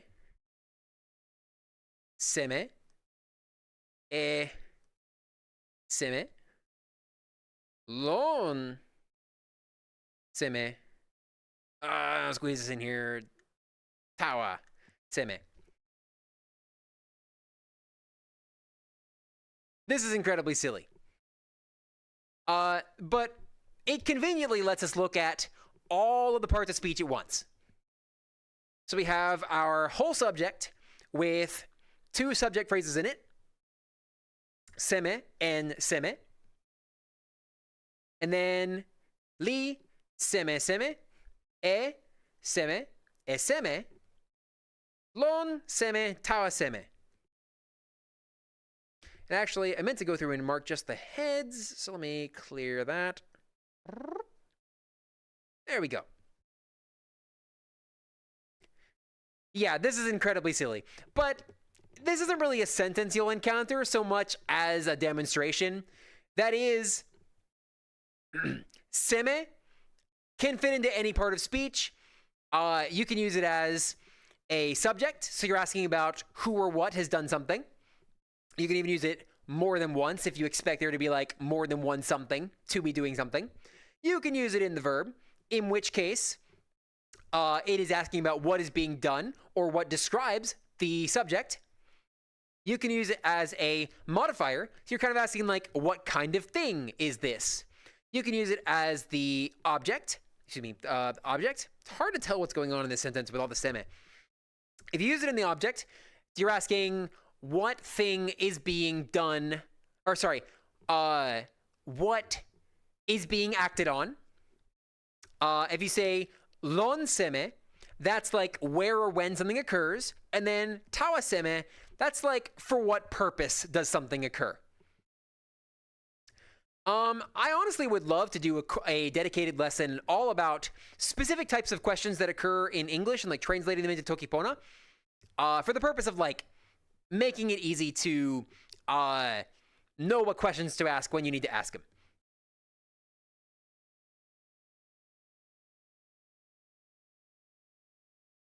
But yes, the most important thing to remember, you're absolutely right, is that you can replace any part of speech with seme. You can replace any grammatical position whatsoever, aside from the particles stay, with seme.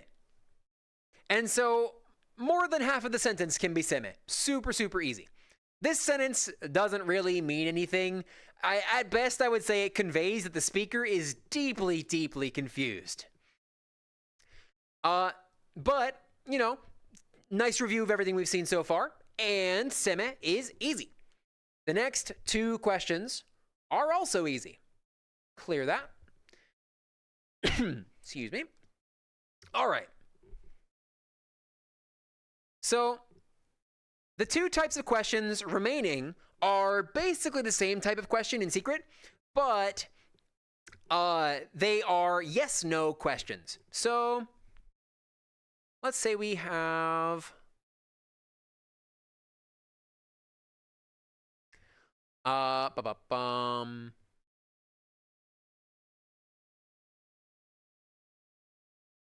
Tomo li Pona ala Pona tawa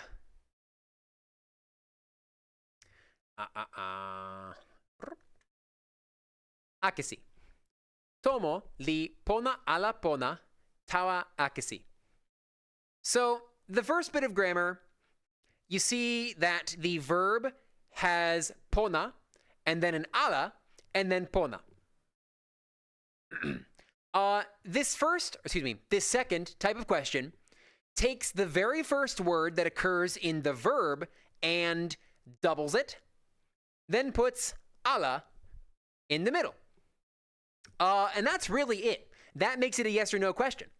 If you wanted to say yes to this question, you would say Pona.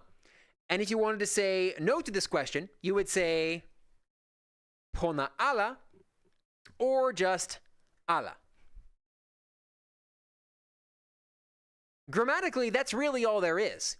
You don't have to use Pona here, obviously. You can also, you can use literally any word that occurs in the verb. So if I asked, Sina kama ala kama sona, and I'll write that for you real quick.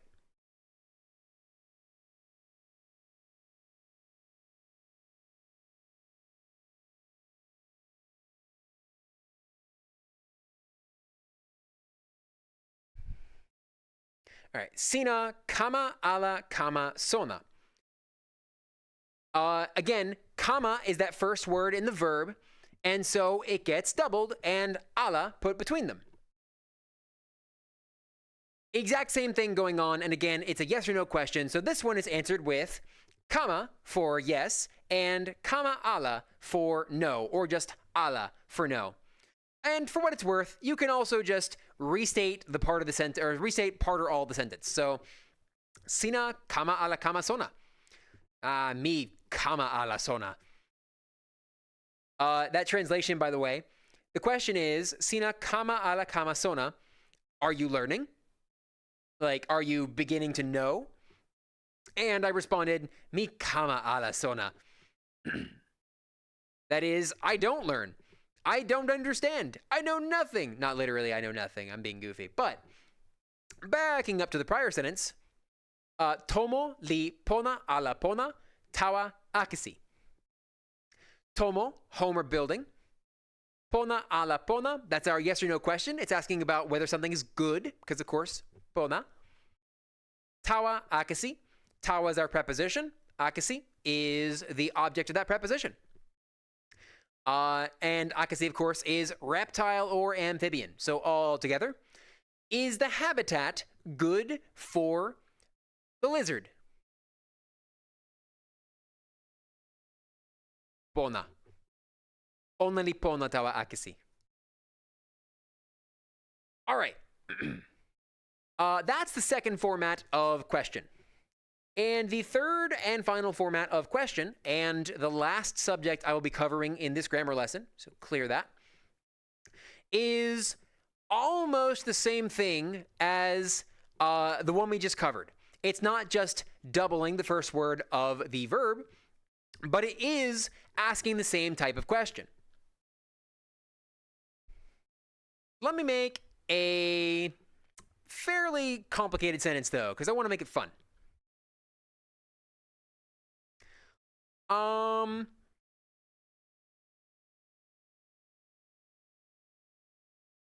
Let's say, man, it's hard to think of a complicated sentence on the spot, huh?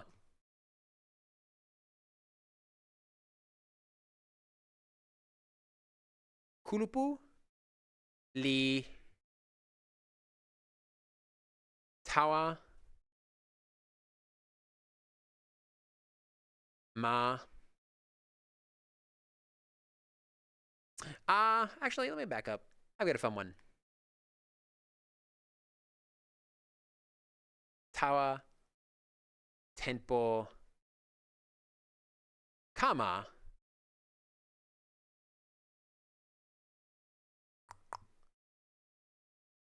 kepeken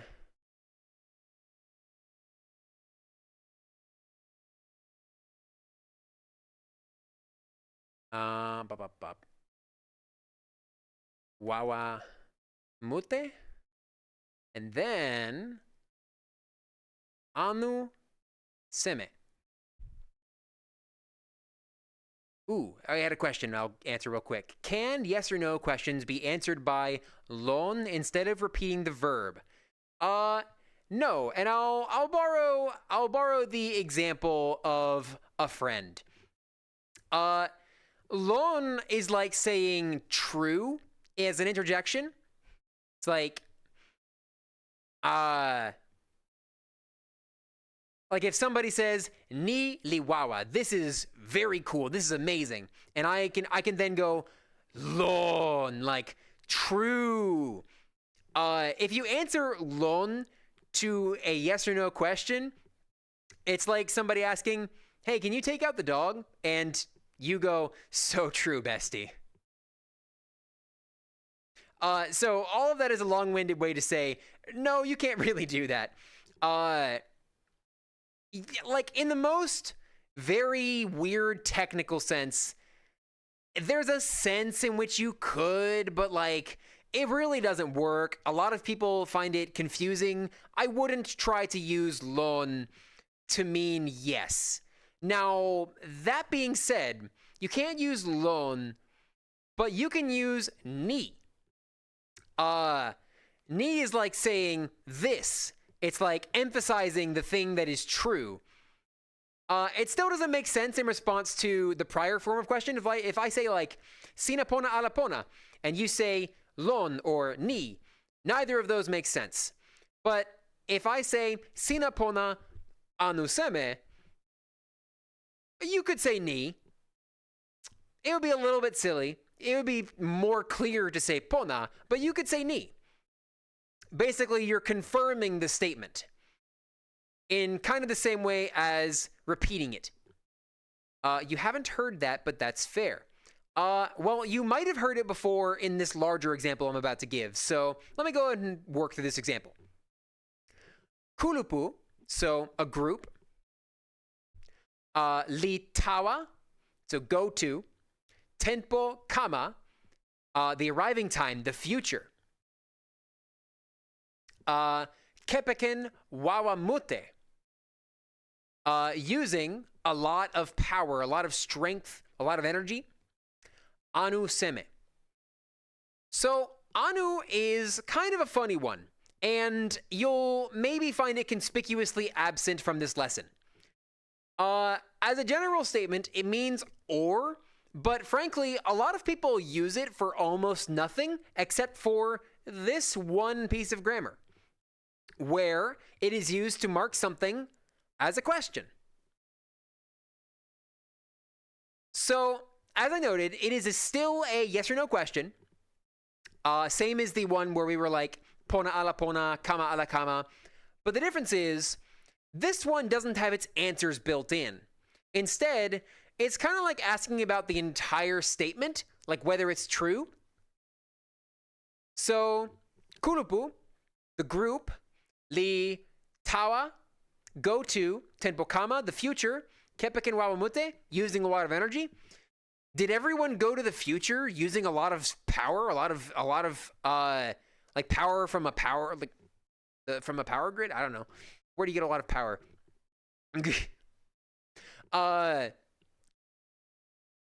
Anuseme. Like, is all of this true? That's the question. In which case, you could respond,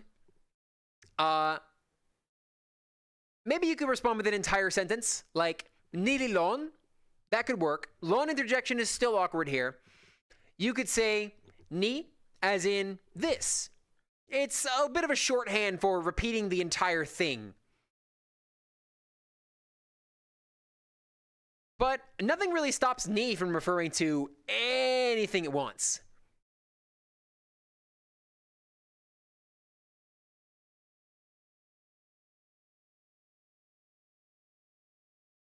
So the answers to this question could be ni or niala, or you could technically still repeat the first word of the verb.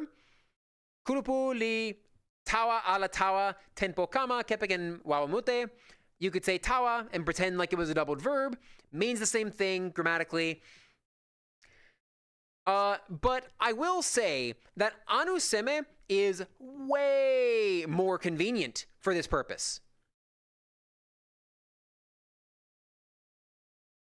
So you have questions. Tawa ala, mitawa tempo kama kepeken lon taso.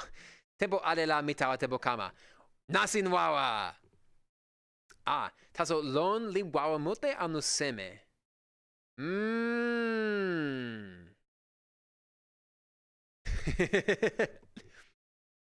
You actually have made the point with anuseme very, very well there in the chat.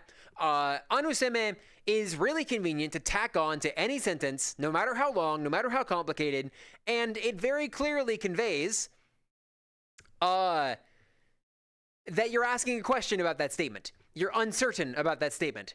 I have occasionally seen it used to just indicate uncertainty without something being a question. Like if I kind of ask under my breath, nililon anuseme? Like when I hear somebody say something totally unbelievable, but I'm not asking them to say it's true. I'm just kind of asking myself, is that true? What? But as a general statement, and certainly just grammatically, anuseme tacks on to the end of the sentence, turning it all into a question, which is basically a yes or no question. I will note for completeness, anu does what it wants. You can technically tack it onto any previous part of speech we've discussed. We could put it in a preposition, in which case it's like the one prep object or the other. We could put it in the verb. It's like doing one thing or another thing. We could put it in the subject. It's like one or the other subject did something. We could put it in the object. We act on one or the other thing. I'm not going to go over all those little examples, and as I noted, anu doesn't get used that much. It's not all that useful in the first place. Almost all of its usage is right here in anuseme. But the reason I note for completeness that that anu can go anywhere is because anuseme can also go basically anywhere. Oh, does it? I thought it was used in a very specific way in pu. So that's actually the rub. It wasn't used very much. Like, anu was not used very much in pu. As I recall, there were exactly 2 examples, one of which is, like, arguably a question, even though it's not grammatically a question, and the other of which is the anuseme example. So pu doesn't really give any guidance here. Anuseme can go basically anywhere. Yes, I should get to that before I get sidetracked again.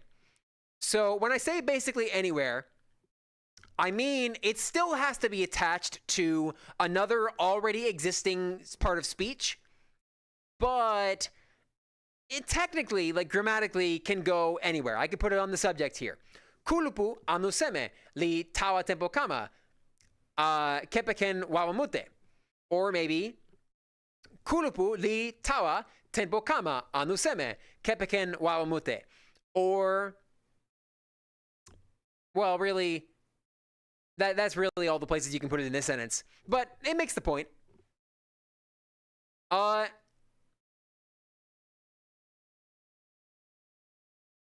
But yeah, I will note, just for clarity's sake, while you can put anuseme on the end of basically any part of speech, and it's grammatical, it makes sense even, some people will catch on it, so to speak.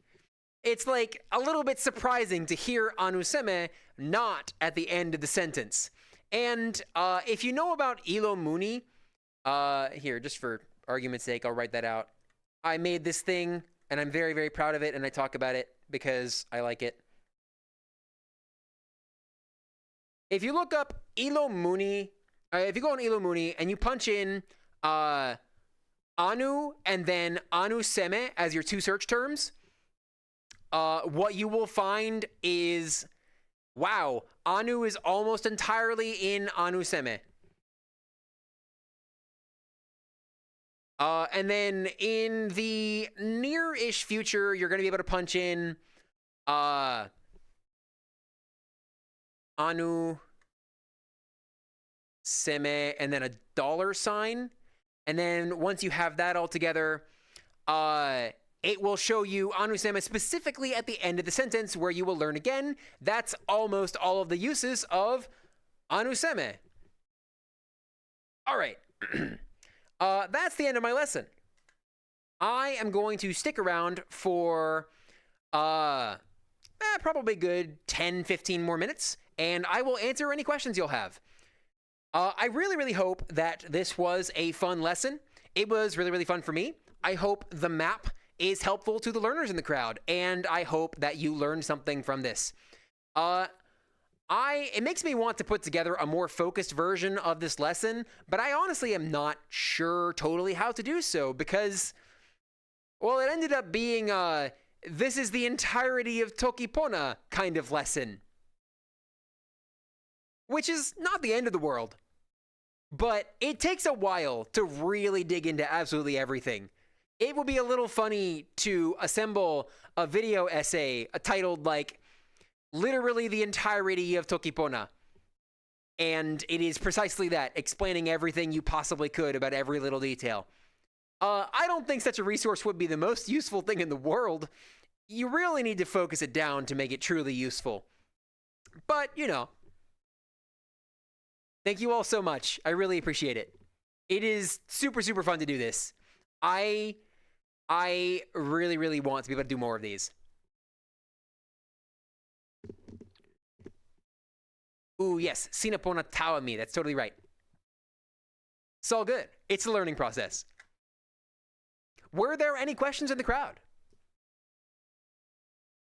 Sina Pona. I hope you know I do this goofy salute in VR chat all the time. It's so much fun.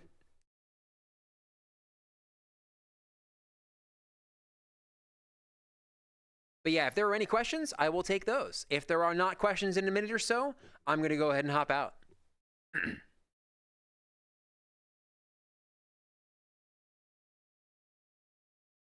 And while we're at it, I will clear the map.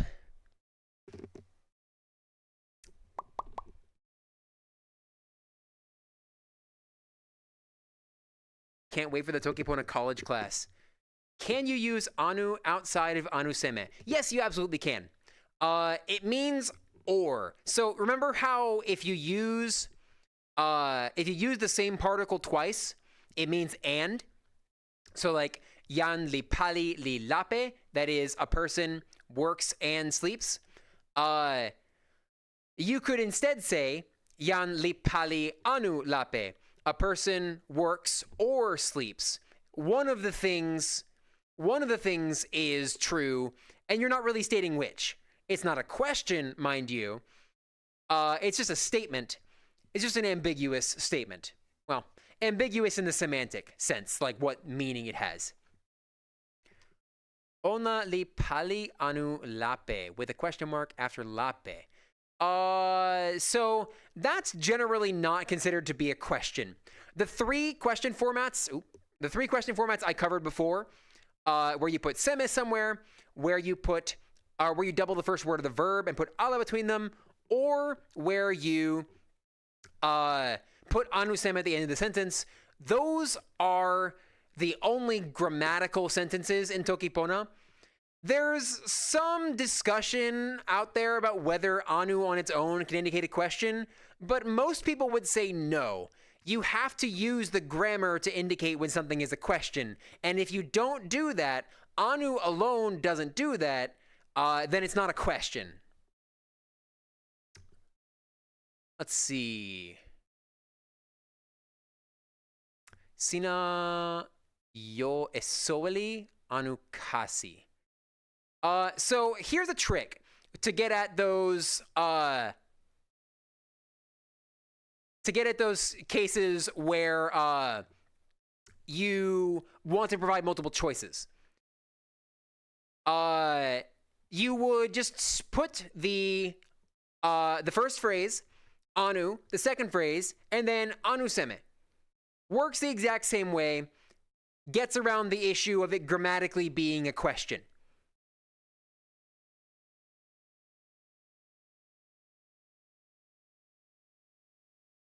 I've used anu as a question like that. Yeah, I think a lot of people have at one point or another. What I'm describing is like what the community consensus is about what anu does.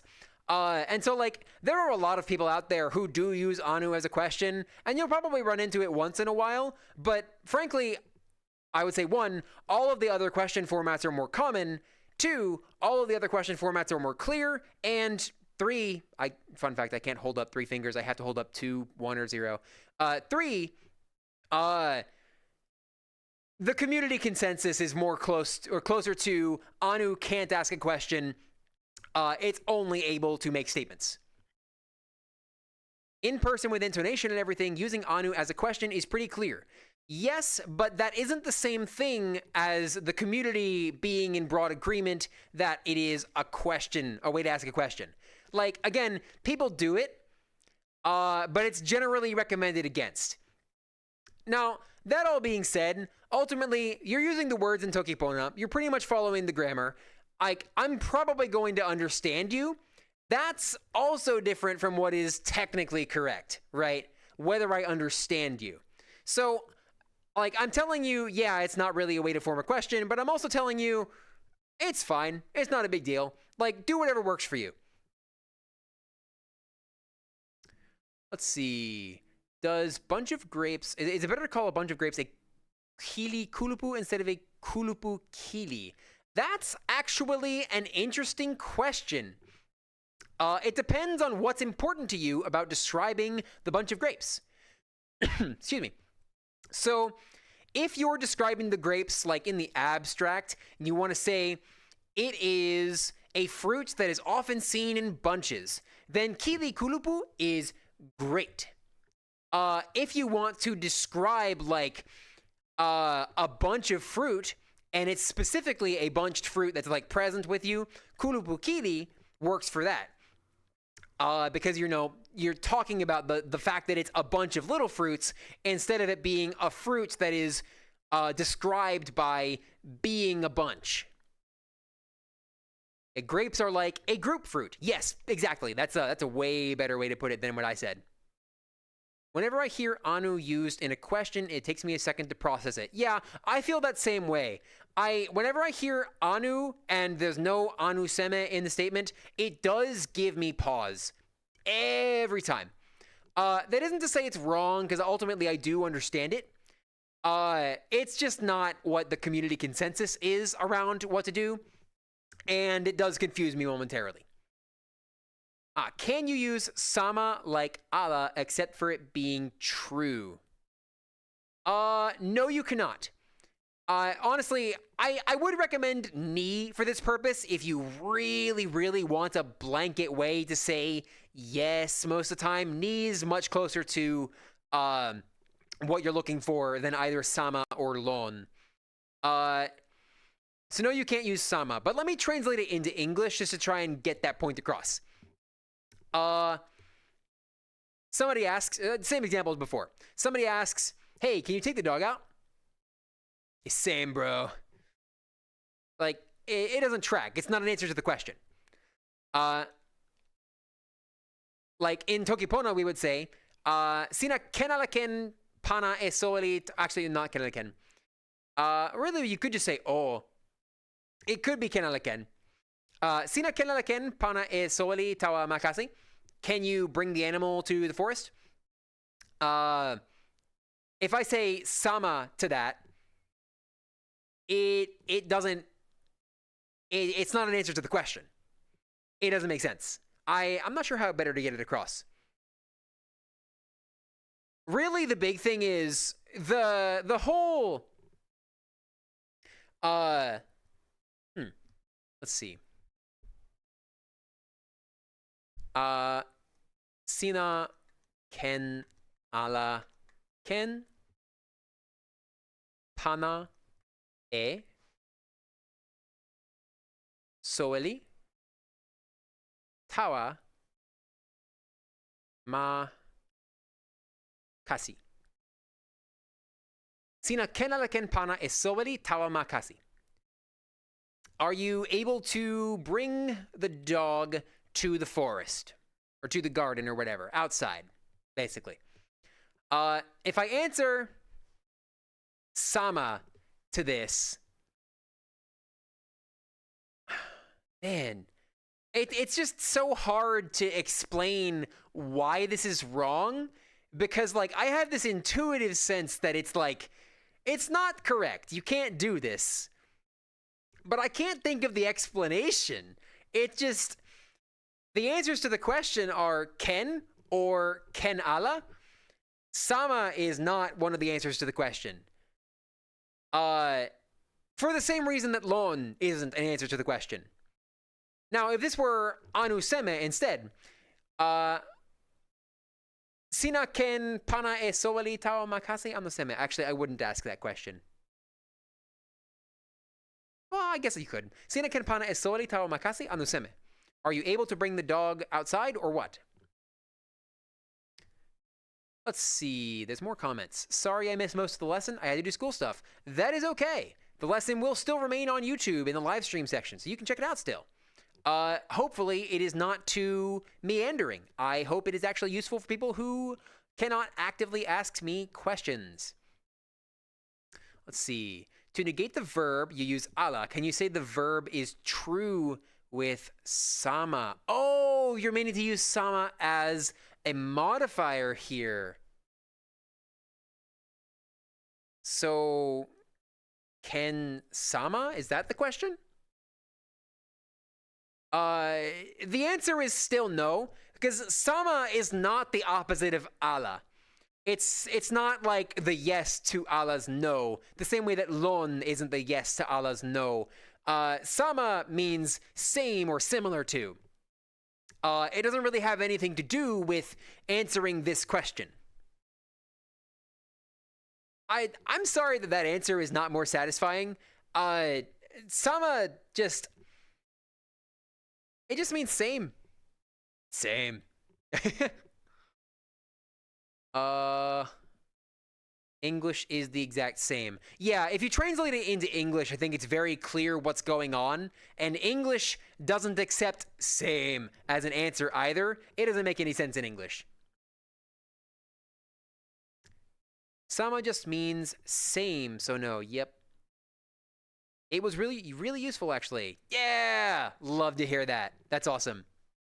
English and Toki Pona, for me, is hard to actually understand on a full level. Like, I can correct people, but I can't understand why their speech was weird.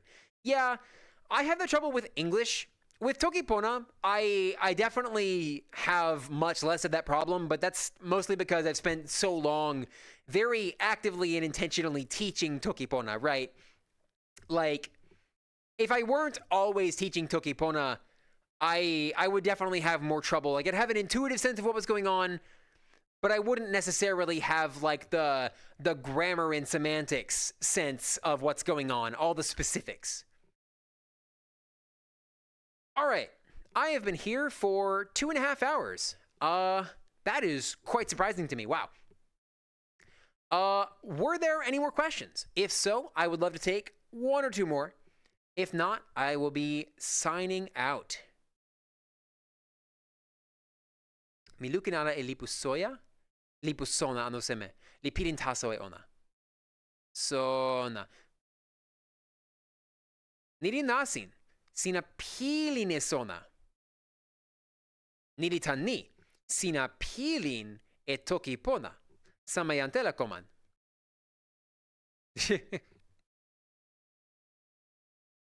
See ya. Thank you all so much for coming. I super appreciate it. This was really fun. I hope to do more of these in the future. Hopefully closer together than the 3 months wait on this one. All right. See ya.